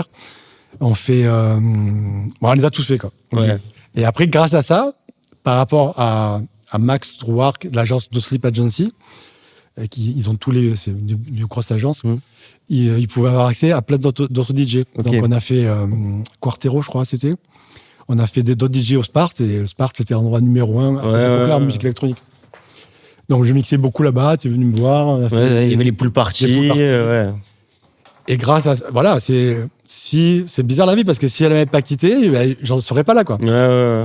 Et après, quand je me suis retrouvé dans la cabine, je me suis dit à Jérôme, j'ai dit putain, mais tu te rends compte, On y est. c'est pas grand chose. Mais pour nous, Mm. on était sur la piste, on les connaissait pas. Et je me rappelle une fois, on avait fait de la swing. On rentre, on arrive, on est arrivé tard, midi, ça ouvrait à 8h. C'était un bloc de bande. Et on voulait récupérer les bracelets pour aller derrière, tu sais. Et en fait, on était sur la piste et Jérôme, il nous dit, attends, il va jamais nous voir de la swing, on va lui faire signe. Parce qu'on l'avait À Elro. À Elro, Ah, à Barcelone. Et en fait, il y a une grosse montée, ça explose, tout le monde baisse les bras, et à ce moment-là, ben, je sais pas, il a levé la tête, il a vu que moi, il a fait oh Jérôme, je fais regarde, il m'a dit putain, mais c'était, on aurait dit que c'était, qu'il a été aimanté. Ouais, vous étiez rentré dans une autre sphère, c'était plus. Et après, quand on est arrivé derrière, on était avec le patron, le fils du patron, Juanito, Ouais. qui maintenant a tout les récupéré. Qui a récupéré les tous branches électroniques, Ah, oui. sonar. tout ça. Et quand tu es là, que tu fais la soirée, que le mec qui te dit ah vous êtes les Marseillais en anglais, tu vois, vous êtes les Marseillais, ça va, bah écoutez c'est mon anniversaire, on fait l'after, vous venez tous, je vous invite au Génial. Pacha, c'est je sais plus qui c'est qui mixait, tu arrives, tu dis je vais de la part de Juanito et tu passes et tu Ah ouais, dis, direct, là, direct, il s'est passé, il se là, passe ouais. quelque chose. Et ça t'a permis, toi, après, d'avoir une ou deux dates. Ça m'a permis de pouvoir mixer pour Elro, le vrai Elro à Biarritz. Ah, ouais. Ça m'a permis de jouer dans des Il y soirées. avait des afters à Majorque et tout, là, ça a un J'ai rapport. mixé, bah, ouais, c'est quelque part parce que Ouais, c'est parce les que, amis de, ouais. c'est les amis de Max. Ok. Ouais. À Majorque, j'ai mixé avec IDM, c'était mon pote. J'ai mixé pour le réveil dans un appart. Ok, Il y a ouais. 31. Et après, on est allé les voir à Elro. Et c'est devenu nos potes. Et Jérôme, il a intégré No Sleep Agency. Ouais. C'est le truc, Ah, voilà. parti, là. C'est parti Fil en d'une aiguille. connerie, quoi. Ouais. Si moi, encore une fois, si elle n'avait pas quitté, si je disais pas, viens, on va à Elro, et viens, on fait les soirées à Elro, on n'en serait pas là, quoi. On serait passé à côté de. Tellement de choses, ouais. Et du coup, ça m'a relancé en musique, ma musique. Ouais, Je me suis retrouvé, je m'étais perdu à la voile. Et j'étais malheureux, je te jure. Je savais plus quoi jouer. Il y avait des fois, j'étais là, je savais pas ce que j'allais mettre, parce que j'avais pas le commercial. Je savais pas quoi mettre. Et tu faisais contre-cœur, en fait. Ah, mais une angoisse, quoi. Une angoisse. Et quand ponctuellement, je mixais dans les soirées de Khalil, putain, ça le faisait. Je me dis, qu'est-ce que je fais là, à part pour les sous. Mais bon, c'est un métier, c'est une ça. passion. Ouais. Donc voilà. Donc, comme quoi, t'as eu plusieurs parties de ta vie. Ouais, comme tout le monde, je pense. Ouais, des hauts, des bas, c'est ça. Mais du coup, là, on peut partir sur des trucs un peu Ouais. Plus général. Est-ce que c'est la techno? Là, on va partir sur un peu de l'histoire de la house music. Ah, toi, t'as vécu vraiment à l'époque où c'est apparu. C'est ça, en fait. Tu nous disais. La techno, ce que je te disais tout à l'heure, ça a été créé d'abord la house à Chicago en 86, 88 techno. Moi, j'ai lu plein de trucs, je me suis intéressé. Et puis, j'aime bien de savoir d'où ça part, tu vois. Ouais. Et 88 Détroit, donc en fait, c'est de la techno plus dur que la house, Ouais. parce que les mecs qui faisaient de la musique, en fait, il y a 3 mecs qui ont invité de la techno, c'est Kevin Sanderson, Juan Atkins et Derek Guimé. J'ai mixé avec 2. Kevin Sanderson au bazar et Derek Guimé au bazar. Ok. Qui était venu me voir, Derek Guimé, au bazar. Et il s'est fait voler sa caisse, entre parenthèses. Il a joué avec nos disques. Et le lendemain, le mardi, je suis au Mistral. Et il était là, c'est Fabrice qui l'avait. Ouais, il est venu. Il vient me voir et moi, je joue au rap, tu sais, R&B. Et T'as un bond. honnêtement, j'avais honte. Mais ça le fait, ça explose. Et il était à côté de moi, tu sais, comme ça, il buvait, ça va, comme ça. Il me dit, tu mixes ici, super sympa. Et le mec doit avoir, il doit être plus vieux que moi, tu vois, il doit avoir 60. Et je dis, ouais, désolé, mais je m'excuse de quoi? Tu vois, je vais pas m'excuser. Désolé, je voulais me justifier. Il me dit, no problème, music is music. Et il m'a dit, le bon DJ, c'est le mec qui fait danser. Les gens qui l'ont fait. Je suis pas sûr que vous compreniez. Il me dit, le bon DJ, c'est le mec qui fait danser les gens qu'il a devant lui. Ouais. Il me dit, après la musique. C'est les goûts et les couleurs. Exactement. Et techno, donc, moi, je l'ai vécu. Il y avait un truc qui se passait, les raves, machin et tout, mais tu prends par les médias, tu sais pas trop. Ouais. Après, tu écoutes des trucs. Quand je suis allé en Espagne, j'ai découvert ce que je vous ai raconté, qu'il y avait une façon de mixer et tout.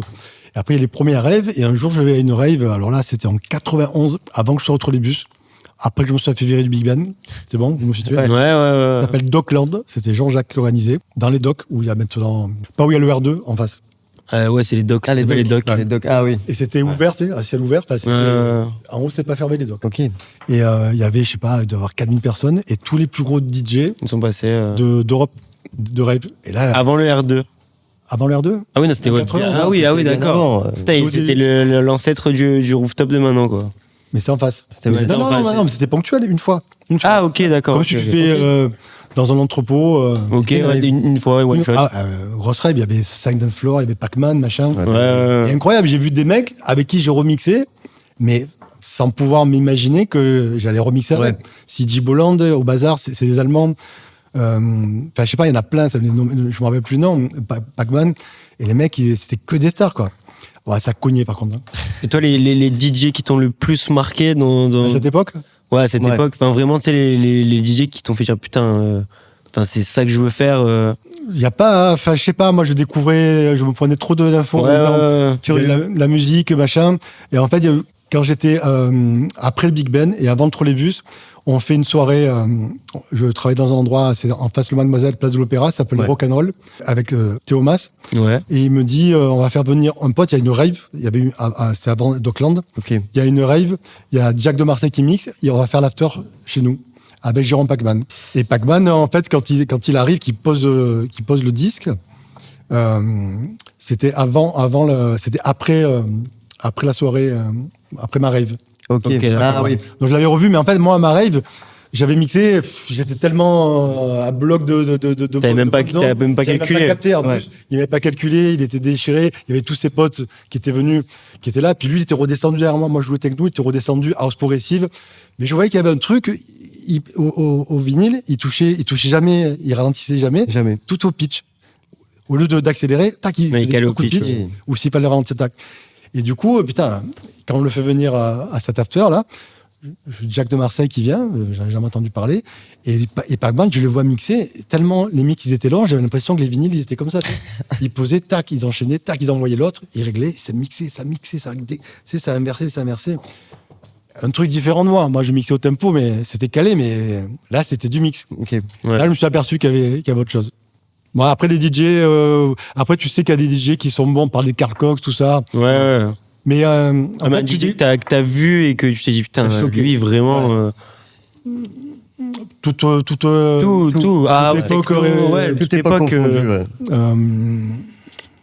Richie Houghton, il m'avait impressionné, mais peut-être trop. C'était boîte à rythme, sampler. Ok. Ah oui. C'était ouais. Putain, tu te dis, Ah ouais. Comment il fait? Ouais. ouais. Mais c'est trop, il se complique la vie, quoi. Après des DJ, Laurent Garnier, hein, quand je l'ai vu, quand il a mixé avec moi, puis je l'avais vu mixer 2 autres fois. Le mec, il te met. Il te que lui, retourne. Il y a que lui qui sait faire ça. Dans un monde, un truc de taré, quoi. Mm. Et après, Derek Carter. Derek Derek Carter. Carter, Ah ouais. il mixait avec 3 platines.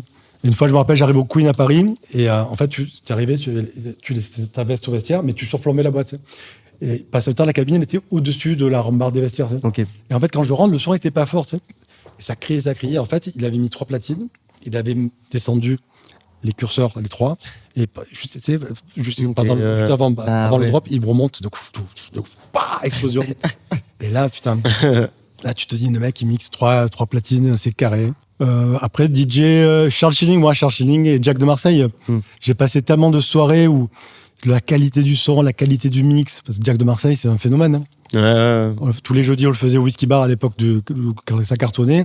Il n'a jamais fait un jeudi pareil. Un jeudi, c'était house, un jeudi, c'était techno. Il était entre les deux, il partait dans un son. C'était énorme. Ouais, Ouais. ça se ressemblait jamais. Du coup, comment elle s'est faite cette transition entre le vinyle jusqu'au CD et puis la clé USB? La clé, le CD, ce que je t'ai dit, pour pas acheter le commercial, donc Ouais. je gravais. Et après, je tout gravé sur CD parce que au début, je disais les mecs, en fait, il fallait attendre qu'il y ait les bonnes platines CD. Maintenant, tu as les MK3 Ok. Ouais. avec la clé, mais c'était les mêmes, mais il n'y avait pas la clé USB, c'était des CD que tu mettais. Et à partir du moment où il y a eu des bonnes platines, où tu pouvais caler, tu avais le pitch comme sur les vinyles, là, ça commençait à être bon. Et en fait, moi, j'ai commencé à mixer. Avant, c'était des racks comme ça. Tu avais ta platine CD, comme une platine salon. Il y avait un petit pitch et il y avait un petit joystick et tu pouvais le recaler, mais c'était pas précis. Mais j'ai mixé quelques fois, des fois, des fois des CD. Et puis, je me suis mis à mixer au vinyle, comme Pac-Man, à toucher que le pitch. Et pendant un mois, j'étais perdu, j'arrivais plus à mixer. Je voulais cette technique, j'arrivais Ça devait être dur en plus, ouais. Mais une fois que tu l'as, après, c'est calé. Et du coup, quand tu veux mixer au CD, après, c'est en 2-2. C'était pareil. Ouais. Et après, il est sorti les MK3. Alors là, c'est bon. Mais avec tout ce nouveau matos, t'as senti ça a changé quelque chose dans le monde des DJ. Oui. Ça a fait... Alors si tu veux, en fait, après avec la touche synchro, en fait, si tu veux, à l'époque des vinyles, moi, il y avait plein de potes qui venaient. Ouais, tu peux me faire mixer. Ouais, je vais faire une soirée. Tu me fais essayer et je fais une soirée. Les mecs, une catastrophe, quoi. Mais ils se rendaient même pas compte qu'ils étaient décalés. Et cette barrière technique du vinyle, elle a fait peur à plein de monde, elle a découragé plein de monde. Et quand il y a eu la touche synchro, c'est encore pire. La barrière technique, elle a sauté. Ouais. Parce que tu mets touche synchro, C'est fini. tu vas être calé, mais tu peux ne pas être dans les temps. C'est-à-dire que quand la voix du premier morceau, elle s'arrête, l'autre, elle doit commencer. Et en fait, c'est parti du temps avant, et les deux voix, elles se mélangent. Voilà. C'est pas dans les 32 temps. Il y a des DJ, ils ne captent pas ça. Mais ils étaient calés. Donc, le résultat... Il est moyen, ça passe. Ils s'en rendent pas compte. C'est embelli, en gros. Tandis qu'avant, quand tu étais décalé, c'était tac, tout le monde faisait ça, tu vois. Et là, quand tu étais calé, même si c'est mélangé, la plupart des gens, ils comprennent. Ils comprennent pas, ouais. Et ça a sauté. Et alors, à cette époque, il y a eu la guerre entre les DJ qui mixaient vinyle, les DJ qui mixaient avec la touche synchro. Et moi, même moi, le premier, je me disais, dans ma tête, je me disais, c'est facile. C'est ça, ouais. Alors, tout le monde disait, c'est des escrocs, c'est traqué. Et en fait, un jour, tu t'aperçois qu'il faut vivre avec son temps. Quand tu vois que des DJ, tu vas à Ibiza, tu vois que Richie Houghton, il mixe avec l'ordi, il mixe sur clé, avec le sampler, et il y a tout qui est calé. Mais le mec, il arrive à un niveau de compétence où tu n'as plus rien à prouver à qui que ce soit. Ouais, ça. Donc, on s'en bat les couilles de caler, pas caler, c'est ce que le rendu. C'est plein de mecs, même maintenant. Hein. Oh, Fab, tu mixes en synchro. Ouais, mais pendant que je suis calé, je règle bien le son. C'est ça, en fait. Et regarde l'ambiance. C'est Parce que toi, tu vas en train de rattraper comme ça, et du coup, c'est trop tard, et tu fais un enchaînement. Non, mais surtout qu'en fait, au final, même si sur les platines, tu mets pas synchro, enfin, c'est numérique, donc tu vas mettre 129 BPM, tu descends à 129 après, avec BPM, ça, voilà. tu lances au bon moment, tu cales, t'as plus à toucher. Voilà. Donc, mais c'était plus les DJ vinyles qui pouvaient se permettre de dire ça. Là, je de parle nos ça, jours, ouais. Après, il y a des mecs qui te disent, ouais, je remixe vinyle. Ouais, avec Serato. Ouais. Et synchronisé. Ouais. En compte, je mixe pas vinyle. Tu mixes synchronisé. Ouais. Voilà. Et ça a fait beaucoup de mal aux DJ. Parce qu'il y avait beaucoup plus de... Il y a beaucoup plus de monde qui se décourageait pas pour la technique, qui pensait être bon, qui connaissait un petit peu de monde qui était à la fac, où il y avait une petite cour de bandeurs autour d'eux, et qui faisait une soirée. Moi, ça m'est arrivé à la voile. Le soir des vacances, il y a un mec en ex-soir, il fait un DJ qui venait tout le temps à la voile, il fait son anniversaire et il mixe. Donc moi, je fais le début, et comme c'était son anniversaire, je lui laisse au milieu, c'est. Et le mec, il y avait 40 personnes qui étaient venues pour son anniversaire, il met la folie. Mais il met la folie. Et le patron, il vient me voir, il me dit, putain, Fab, c'était bon. Je fais, il était trop bon. Il me dit, mais tu sais combien je l'ai payé là? Il me dit, style, je l'ai payé 10 fois moins que moi. Ouais. Je dis, ouais, mais bon, là, c'est passé son anniversaire, tous ses potes. Il me dit, comme je vous ai expliqué qu'on ne s'entendait pas avec le patron, il me dit, je vais le prendre avec toi, mais juste pour emmerder. Donc il le prend. Il fait le début, moi je fais le milieu, on mixe un peu à deux. Et un jour, je me suis avec le patron, il me dit ce soir tu fais le début et il joue au milieu. Pas de souci, mais je savais très bien qu'il n'y avait plus ses potes, c'était pas le soir des vacances. Ouais. Et là, c'était ma clientèle à moi. Et en fait, le mec, il est complètement perdu. Ouais. Il a vidé la piste. On en revient à ce que je disais, c'est le mec, il mixait tout synchronisé. Moi, à l'époque, je ne mixais pas synchro encore. Il mixait avec la clim pas synchro. Il mixait synchronisé, tout préparé chez lui, mais si jamais ça le fait pas à tel moment que tu as prévu, tu peux plus rien faire. Le mec, il savait pas comment faire. Et c'est ce qui se passe. Et mon patron, il me fait, reprends. Je lui dis non. Et j'ai pas voulu. Il est venu me voir. Je fais, ah non, t'as compris pourquoi tu me payes plus cher? Sans me la péter, hein. Ouais, bien sûr. Pourquoi tous les DJ de les vieux de la vieille, on les paye autant? Parce que ça arrive pas, ça. Le mec, il a dégagé. Ouais. On voit quand même beaucoup de styles de musique qui apparaissent. Je vais pas dire tous les jours quand même, mais vraiment ça fuse dans tous les sens, même des remixes ou quoi. La techno et la house, maintenant, ça veut tout et rien dire, quoi. Donc toi, en fait, on se posait pas de questions, quoi. Ouais, si tu joues. Après, c'est ce qu'on. C'est ça. Tu vois, en fait, pour te dire un truc, quand j'allais acheter des disques au magasin de Jack de Marseille, avec Paul. Ouais. C'était la mode quand tu étais branché musique, jouer de deep house ou house progressive. C'est-à-dire deep house, c'était. On m'a fait écouter des sets de DJ néerlandais ou anglais, mais ils jouent de la deep. Putain, mais. Et après, ils accélèrent, tu vois. Ouais. Ils sont super musicaux, avec des instruments que ici, c'était compliqué parce que ici, c'était bourrin, tu vois. Si tu n'allais pas droit au but, si ça cognait pas un petit peu un moment, tu les perdais. Et en fait, tous les bons DJ qui aiment vraiment la musique, toute la musique, électronique ou pas, ils aiment la Deep House.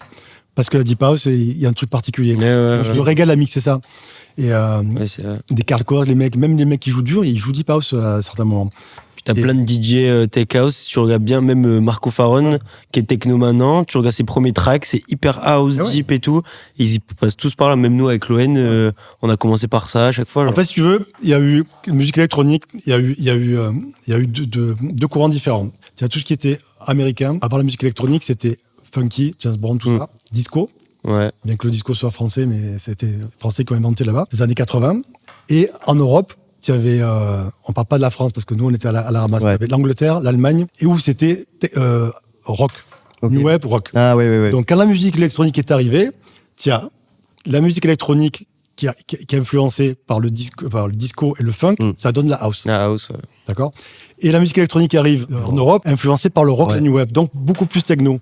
Et c'est pour ça que la techno européenne, elle cogne plus que la techno de Détroit au départ. Hein. C'est pour nous, les Kevin Sanderson, il y a marqué Techno of Détroit. Et quand tu écoutes, c'est de la house. Ouais, c'est de la house. Oui. Enfin, parce que en fait, il y avait la grosse caisse. C'était un son qui cognait, qui était plus dur par rapport aux machines de l'époque. Et en fait, ça influence disco funk des États-Unis qui deviennent sur de la house, sur le garage, sur du chanté, des Morales et Defected, des trucs comme ça. Et le truc en Europe, l'Angleterre, les Pays-Bas, l'Allemagne, où ça cogne. Un peu plus dark, on va dire. Deux courants différents qui se rejoignent. Après, tout est mélangé. Bien sûr. En fait, en soi, il n'y a pas forcément de style particulier. C'est un peu une grande famille, en fait. Ouais. Après, t'as des... Avant, c'est vrai que c'était... Maintenant, il y a tout qui se mélange, quoi. Tu vois, des voix, de trucs de je sais pas quoi, de musique française, tout mélangé, et tu sais plus trop ce que c'est, quoi. Mais en fait, schématiquement, tu as la Deep House, ou la vraie Deep House, c'est une musique de perché, quoi. Ça tourne, la deep dish. Mais les mecs, putain... Même quelqu'un qui prend rien, il te fait voyager. Comme ça évolue.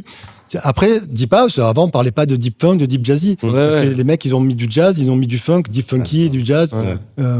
C'est qu'en fait, maintenant, il y a tellement que tu es obligé de classer des trucs qu'avant, ils n'étaient pas classés. Après, voilà. Et après, tu avais House, la Tech House, ça s'appelait la Hard House, Pumping. Moi, ce que je jouais, DJ Fab, on mettait Pumping House, Hard House. Ça a toujours existé. House progressive, la trance, c'était la House progressive. Parce que Laurent Garnier, il joue trance. Il joue trance, c'est ce truc qui il joue de tout, mais son son de base, c'est ça. Il y a même une fille qui s'appelle Jennifer, une parisienne, qui joue techno. Une fois, on était au Mistral, il y avait une soirée organisée techno, et on écoutait, et on avait le même raisonnement que vous. Vous dites, mais c'est quoi ça? Tu le mets dans quoi? Non, je sais pas. C'est dur. Hein. Ah, on savait pas. Et je vais, Jennifer. En fait, c'est quoi ton son? Tu le mettrais dans quoi? Je sais pas. Non, mais tu vois, tu joues en fait. Tu joues ce que tu aimes, qui te parle, quoi. Après, on s'en fout de ce que c'est. Bien sûr. À l'époque, je me rappelle, c'était les branchés, ils jouaient Deep House. Paul, tout ça. Là, attention, tu accélères un petit peu trop, tu étais un bourrin. Quand tu écoutais dans les magasins, tu as vu les montées de caisse claire dans la Tech House? Surtout les morceaux. Avant, c'était. C'est pas un gros cake qui jouait ça. Ouais, ils montaient de caisse claire. Et c'est pour ça que moi, quand j'ai commencé, il y avait des morceaux qui me plaisaient d'un coup break, montée de caisse claire. Putain.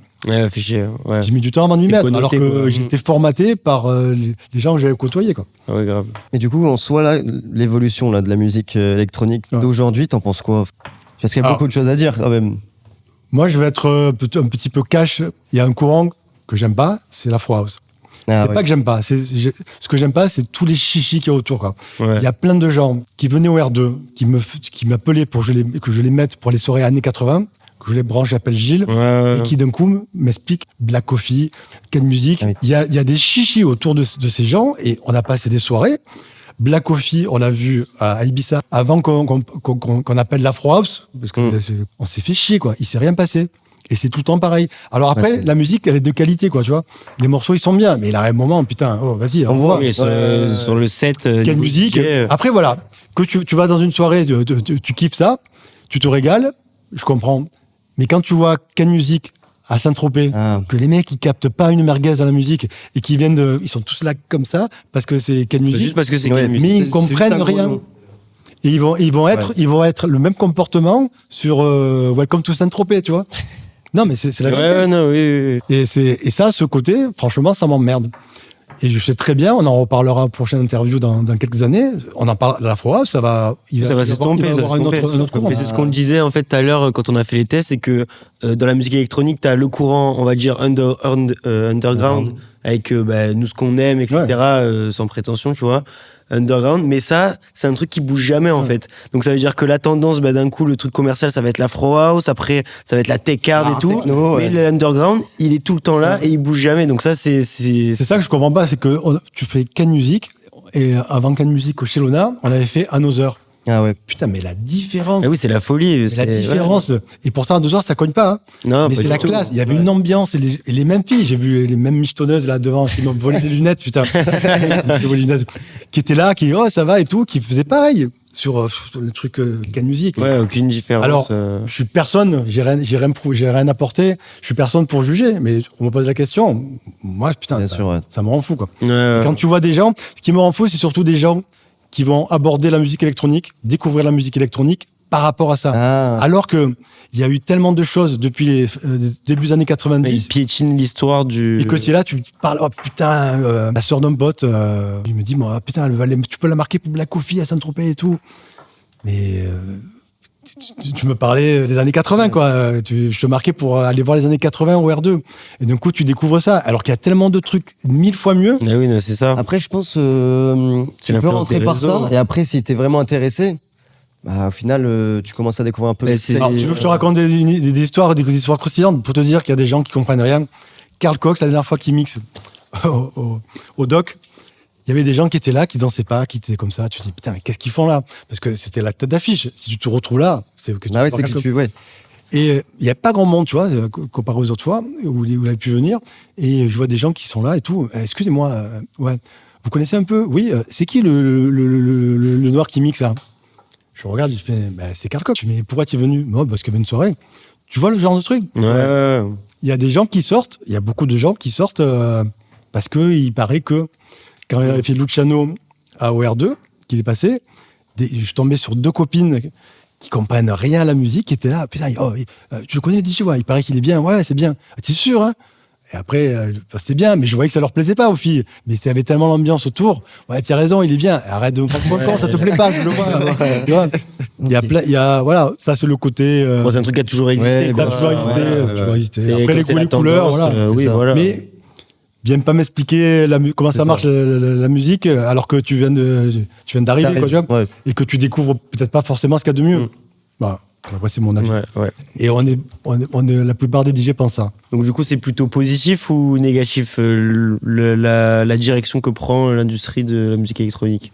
Bon, je pense que c'est positif. C'est positif quand même, ouais. Ça ouvre plein de trucs, il y a plein de gens. Alors, plein de gens qui seraient peut-être pas intéressés à la musique électronique, qui, par rapport à l'Afro House, découvrent un truc, comme tu dis, et qui vont peut-être évoluer dedans. Et puis, ça permet...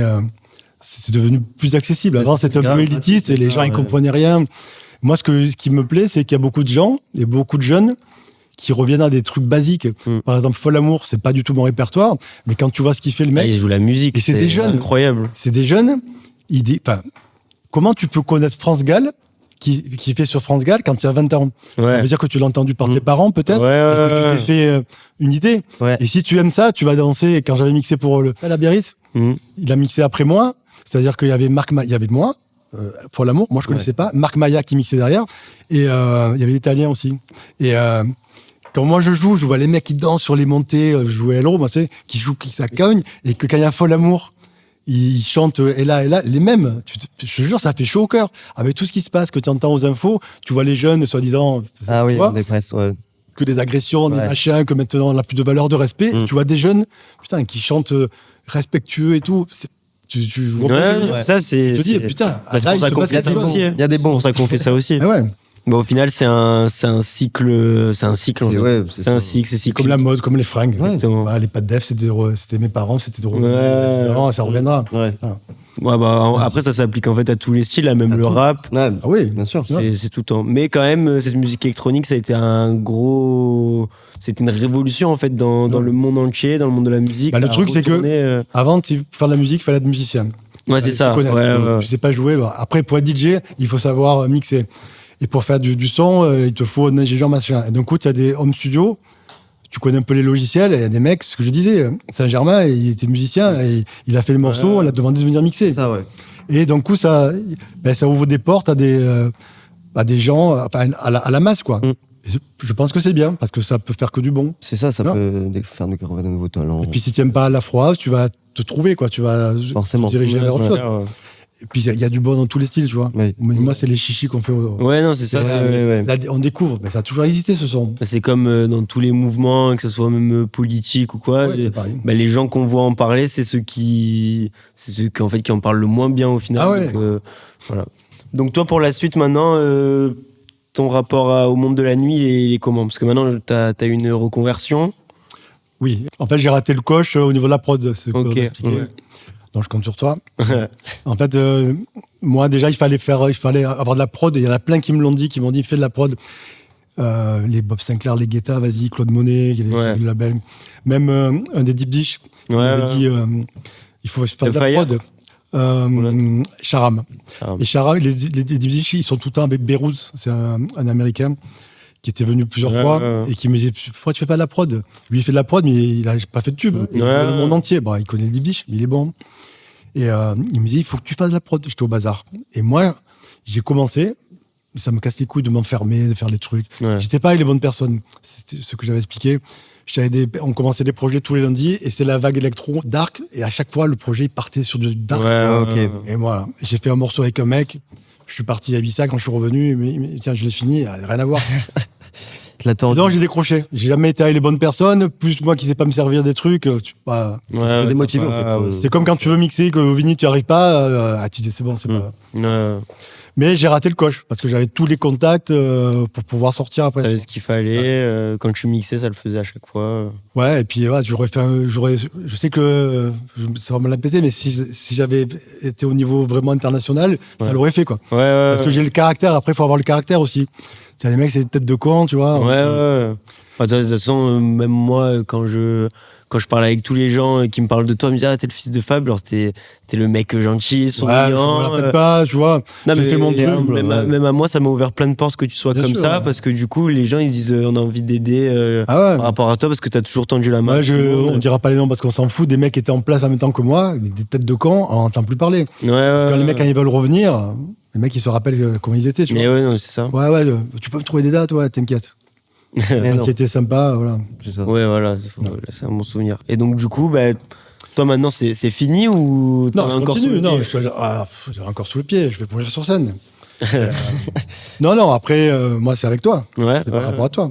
Donc moi, mon avenir, c'est toi, quoi. C'est continuer, t'aider, et si ça le fait, te suivre.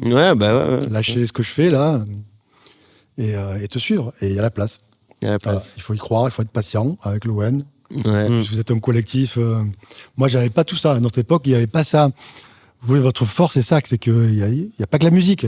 L'heure actuelle, pour se démarquer, nous, à l'époque, il n'y avait pas Internet. Donc, tu écoutais un DJ, putain, alors, c'est quoi ce son de tarif? Maintenant, tu vas sur un site, il n'y a pas un style. Il n'y a plus rien qui te surprend. Il y a le morceau qui va te plaire, mais tu ne te dis pas, putain, c'est quoi ce style? La froid, c'est compliqué. Maintenant c'est compliqué de réinventer tout ça. Donc pour surprendre et pour accrocher l'œil, c'est le visuel. Mais aussi moi je pense que là même avec les soirées qu'on fait et tout, revenir à ce qu'il y avait avant, de la manière dont on faisait la fête avant, et je trouve que les gens Mais ça fait partie du visuel quand même. Ça fait partie du visuel. Tu vas les attirer, tu vas proposer un truc, et ils vont voir. On parle pas de musique. Un flyer à l'ancienne, des conneries. Juste, nous, on a été contactés avec Jérôme, notamment c'est un parc aquatique à Avignon. Le mec, ils nous ont vu que la pub qu'on faisait au la vidéo rigolote, genre. Les vidéos où on se foutait de nous, tu vois. Et ça plaisait à Max. Il disait, c'est ça que je veux, c'est ça, vous faites la différence avec ça. Et les mecs nous ont dit, venez faire une soirée. La musique, il faut jouer quoi? On s'en fout, vous faites ce que vous voulez. Le mec, il s'en foutait. Et quand je suis arrivé, tu vois, on aurait dû se renseigner. Et c'est où il y a la vague, là, tu fais du surf. Ah, ouais. Il y en a à côté d'Avignon. Et quand on est arrivé, c'est le soir de l'ouverture, le DJ, le nouveau, ouais, je suis votre nouveau DJ et tout. Elle a fait que parler, tu sais. Il fallait faire une coupure rap R&B. Et j'ai fait rap R&B de l'époque du Mistral. Et j'ai retourné le truc. À Aqua City pour Elro? Non, pas à Non. Aqua City. Non, Le mec, il part au sucette. Il a dit que des belles choses. Et du coup, ouais, il a mixé. Je voulais vous dire, j'ai mixé rap à Aqua City. à Elro. Non, c'était. Le truc de la vague, ok. Ouais. Ça s'appelle The Wave. The Wave. Ok. Et en fait, Comment il j'ai design, fait la pareil. même série que je faisais 15 ans ou 20 ans avant au Mistral. Ouais. Moi, j'ai eu old school, tu vois. Mais ça a explosé, quoi. Ouais, la folie. Et en fait, les mecs, ils s'en battaient les couilles de ce qu'on jouait. Eux, ce qu'ils voulaient, c'était qu'on communique sur ça. Ouais. Pêcheur, ok. un truc rigolo, Ouais. que t'accroches, les mecs, ils disaient, oh putain, vous êtes des malades. Voilà. Maintenant, sur ce que tu vois de ce qu'il y a à Marseille, tu préfères la night d'avant ou tu penses que ça a bien évolué ou Ah, est-ce ça a que bien évolué. ça a bien évolué? Les gens de mon âge qui sortent plus, ils te disent que c'était mieux avant. Ouais. Je pense à quelqu'un en particulier. Que je vais plus voir à partir de lundi. Des mecs qui sortent plus, ils se disent c'était mieux avant. Tu sais, comme quand t'es vieux, tes grands-parents, ah, c'était mieux avant. Ouais. C'est l'époque. C'est vrai qu'il y a une époque particulière. Là, qui Oui, se il y a passe. eu un âge d'or. Mais au niveau de la night, il y a 100 fois plus de trucs qu'à mon âge. Moi, quand j'avais votre âge, on se faisait chier. Il y avait rien. Il y a tout à Il y avait faire. 2 endroits, il n'y a pas trop de before. Et la musique, putain, tu n'avais pas le choix. C'était ça, branché. Maintenant, il y a plein d'endroits, des bords de mer, des trucs ponctuels. Il y a plusieurs boîtes. Après, tu n'y tiens pas, mais on te propose plein de trucs. Avant, tu n'avais pas le choix. Ouais, parce que après les boîtes qui étaient des institutions, enfin qui sont devenues des institutions, se sont tournés vers le commercial. Donc Oui, à les gens de Marseille, ils ton prennent pas de âge, risques, très frileux. voilà, Ouais. c'est ça. Voilà. Parce que toutes les boîtes que tu nous as citées, c'est des boîtes ce que- qui sont voilà, maintenant, c'est commercial. de nos Moi, jours. ce que je regrette, c'est l'époque de la Maronnaise, les lundis de la Maronnaise. Ouais. Ah, ça, c'était mythique. Ah, on n'a pas parlé. On n'a pas parlé. Et c'était tous les lundis pendant fin juin, juillet, août, quoi. Et là, les mecs qui viennent d'Avignon, de Montpellier, c'était c'était- plus électro. Mais malgré que c'était pas mon son, là, je le trouvais, il y avait une vibe, c'était pas dark. Il y avait une vibe et j'arrivais à trouver ma place. Ouais. Alors que En jouant house ou tu jouais quand même tech house, mais pas électro, qui colle, tu vois. ouais. Je trouvais des trucs où ça grouvait un petit peu, tu vois. Et ça le faisait, quoi. Et puis, tu avais de la pub tout autour de toi. Ouais. Ah ouais, Derrière, t'avais l'ambiance, les ouais. gens qui dansaient. Pouah. Tous les lundis, c'est ça. Et il y avait les dimanches du bazar, les mardis. Ouais. Là, c'est vrai que cette époque-là, on la retrouvera plus, où tu avais le mardi le Mistral, tu avais le dimanche du bazar et les lundis. Je parle pas du week-end, parce que le week-end, c'est traditionnel, mais tu avais le mardi le Mistral où, putain, c'était. Il me tardait d'arriver. Le Mistral, lundi Maronnaise, mardi Mistral et le dimanche le bazar. Il y avait un calendrier de boîte en fait. C'était. Ouais, mais tu allais le mardi, tu allais en dehors du mardi au Mistral, c'était hyper commercial, tu vois. Ouais. Le lundi de la Maronnaise, tu vas aller au week-end de la Maronnaise, c'était commercial. Hmm. Le mec qui vient le lundi, qui dit je vais faire un tour le samedi. Ah ouais, et il dépaysait le gars. Ouais. Et voilà. Si je t'emmerde, tu me le dis, hein. Tu m'as interview. Mais tu vois, maintenant, là, quand donc il y a des soirées, il y a les Now, il y a plein de acteurs, quand même, soirées où des acteurs. ils font venir des très gros DJ house, tech house, même des DJ techno, mis à part les grosses têtes d'affiche qui viennent. Mais on se rend compte quand même qu'il y a plein de gens à Marseille qui au final le connaissent pas, et donc du coup tu peux te faire une soirée où tu fais un gros artiste et qu'au final il y a personne qui vient. Ah oui. Je pense que ça c'est dû à quoi? Qu'est-ce qu'il faudrait pour que ça refédère les gens à ça, quoi? Par exemple, qui comme DJ? Je sais pas, bah là par exemple, bon, j'avais donné des exemples de Jasper James, mais au final la soirée elle a bien marché. Ouais, mais c'était. Oui, ouais. Mais Après, l'endroit fait que. l'endroit Je fait pense que la plupart des gens, ils sont venus pour la citadelle, pas pour le DJ. Ouais. Oui, aussi. Mais par exemple, là, il y a eu une soirée, l'Airgasm au Doc des Suds, où à la fin, il y avait Tony Varga, Marc Maya, et que bon, il y avait les gens qui connaissaient et qui sont restés. Mais par exemple, quand il y a eu Alan Fitzpatrick, qui s'appelle, quand lui, il est passé, les gens, ils sont partis. Par contre, quand c'était l'Amoroso, pas l'Amoroso, n'importe quoi, Amor, Ouais. les mecs, c'est des mecs de télé-réalité. Eh ben, parce qu'après, c'est plus la même époque. C'est une période où les gens. On en revient toujours. Les gens qui découvrent un peu la musique électronique. Ouais. En fait, il faut se dire un truc, c'est que quand toi, tu commences à sortir, Ouais. t'es ado. Il y a tout qui te plaît. Parce que Ouais. tu sors pour la première fois, tu découvres les boîtes, la musique que tu n'avais pas forcément entendue, et tu te dis, ton âge d'or, pour toi, c'est ça. Ouais, Kiffer sur ça. Quelqu'un qui commence à sortir en rave, il va tant qu'il découvre pas autre chose Ouais, il va rester dire, ça dedans, va ouais. dire putain, moi le c'est la meilleur. techno, je suis Ouais, en ouais. techno, en boîte non ça me plaît pas parce qu'au début où tu es sorti, où tu as commencé à faire le con, à sortir, te faire des filles, c'était en techno sur cette musique. Ouais, c'est ça. Pour toi c'est ça le kiff. Ouais, ton cerveau, Tu vois il. Et donc ton âge d'or il reste là et après si quelqu'un nous c'est pas pareil parce qu'on tous les week-ends dehors. Après tu découvres plein de trucs et tu te dis putain non, moi c'est ça, c'est pas ça. Mais le commun des mortels quand il sort, au début il va sortir, ça va conditionner, il va être formaté, Ouais, il va aller voir ouais. ça toute sa vie. voilà. Ouais. Et puis à part si tu t'intéresses vraiment à la musique, eh ben tu vas voir qu'il y a autre chose. Ouais. Mais des fois ça me fait plaisir parce que tu parles avec des gens. Putain, ils me sortent des noms de DJ. C'est des mecs, ils sont pas DJ, mais ils vont. Ils s'y connaissent, quoi. Ils suivent. connaissent, Ouais. Les connaisseurs. Ouais. Ouais. Ils vont te sortir des noms de DJ, alors que moi, j'en ai rien à branler des noms de DJ. Non, je te jure. Ouais. Mais ils vont te dire lui, je connais pas. Et je suis incapable de te dire ce qu'il joue. Ouais. Des mecs comme ça, plus chaud, Ouais, il connaît. il connaît tous les DJ. Il va ouais. te dire, lui, il joue ça. Alors, lui, il aime bien quand ça cogne, tu vois. Mais il y a plein de gens, ouais, je suis allé là, un pote qui sort tout seul. Il prend son billet Des d'avion. terres. Ah Ah ouais. tout seul. Il sort tout seul, tout le temps. Et il connaît les DJ, j'ai vu un tel. Et je sais même pas de qui me parle, tu vois. Ouais, le mec, il est passionné. Ah, il est passionné. Il est passionné de. Et ouais, bah non. Alors c'est vrai qu'après, la masse fait que tu es influencé par ce qui se passe sur les réseaux, Ouais. tu es matraqué par tel DJ. C'est comme la mode, hein. Mais puis en fait, c'est des gens qui vont suivre la mode. Par exemple, là, il y avait plein de DJ, tu leur parlais du Baby il y a 1 an. Et les mecs, ils étaient en mode, ah non, moi, c'est pas possible. Et le R2, Et les mecs, top. Et là, ouais, ouais, voilà. tu Et leur apprends, mais là, les mecs, maintenant, ils veulent aller au Baby, ils veulent ça. mixer. Ah oui. Donc là, tu te rends compte qu'en fait, les mecs, juste, ils suivent. Ils sont pas dans le train et ils essayent Mais de tu vas, rentrer, exactement, tu vas le Baby, la plupart des gens, ils ne savent pas qui est le DJ. Ah oui, ils viennent pour la musique. Ils viennent parce qu'ils Ouais. savent que la musique est bonne. Ouais, c'est ça. Ça, c'est une bonne chose. Non, même pas. Ah. C'est pas. Moi, je pense pas. Hein. Après, ponctuellement, Moi, je sais t'as des mecs qui vont te dire, tiens, à tel DJ, on y va. Quand ils Ah, ont oui, tous les anciens qui sont sortis. Ouais, voilà, c'est ça aussi. Et la plupart des gens, regarde, nous, quand on mixe, putain, tu mixes souvent. Et pourtant, il y a une période où on mixait souvent. Ah oui. Ah, tu mixes souvent. Ah, ouais, mais c'est mon fils. Ah, c'est ton fils. Putain, Ouais, je sais pas, c'est ouais, quoi non, ton nom? ouais. Le mec, il est là tous les week-ends. Ouais, après, il vient génial, tout le temps. Et après, ça va. C'est qui mixe quand on mixe pas assez? Le Ouais, mec, il s'en bat les couilles. ouais, Des filles. Ouais. Ils sont là parce qu'ils savent. Franchement, c'est la meilleure boîte. À Marseille, ouais, c'est la meilleure boîte. c'est la Même seule, sur la région, là. Tu vas. Ouais, non, c'est vrai, ouais. C'est pour ça qu'il y a tu récupères des DJ, c'est l'endroit du monde, dans le monde entier où ils prennent le moins d'argent. Ouais, c'est vrai. Quand Après, ils- c'est connu partout.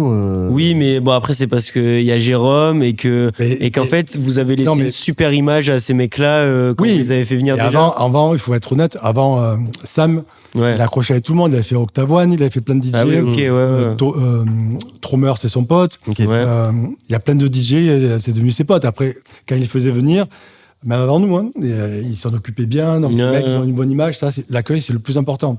Ouais, grave. Si tu as un bon accueil, tu t'accroches avec les mecs. Je les fais ils rire, ont Ils envie de veulent tout. revenir, ouais. Les mecs, ils veulent rire. Ouais. Avec nous, les mecs de Elro, à pleurer de rire, c'est nos potes. Ouais. Quand tu finis à l'hôtel à sortir À fumer des conneries. joints. Non, mais c'est quand, tu vois.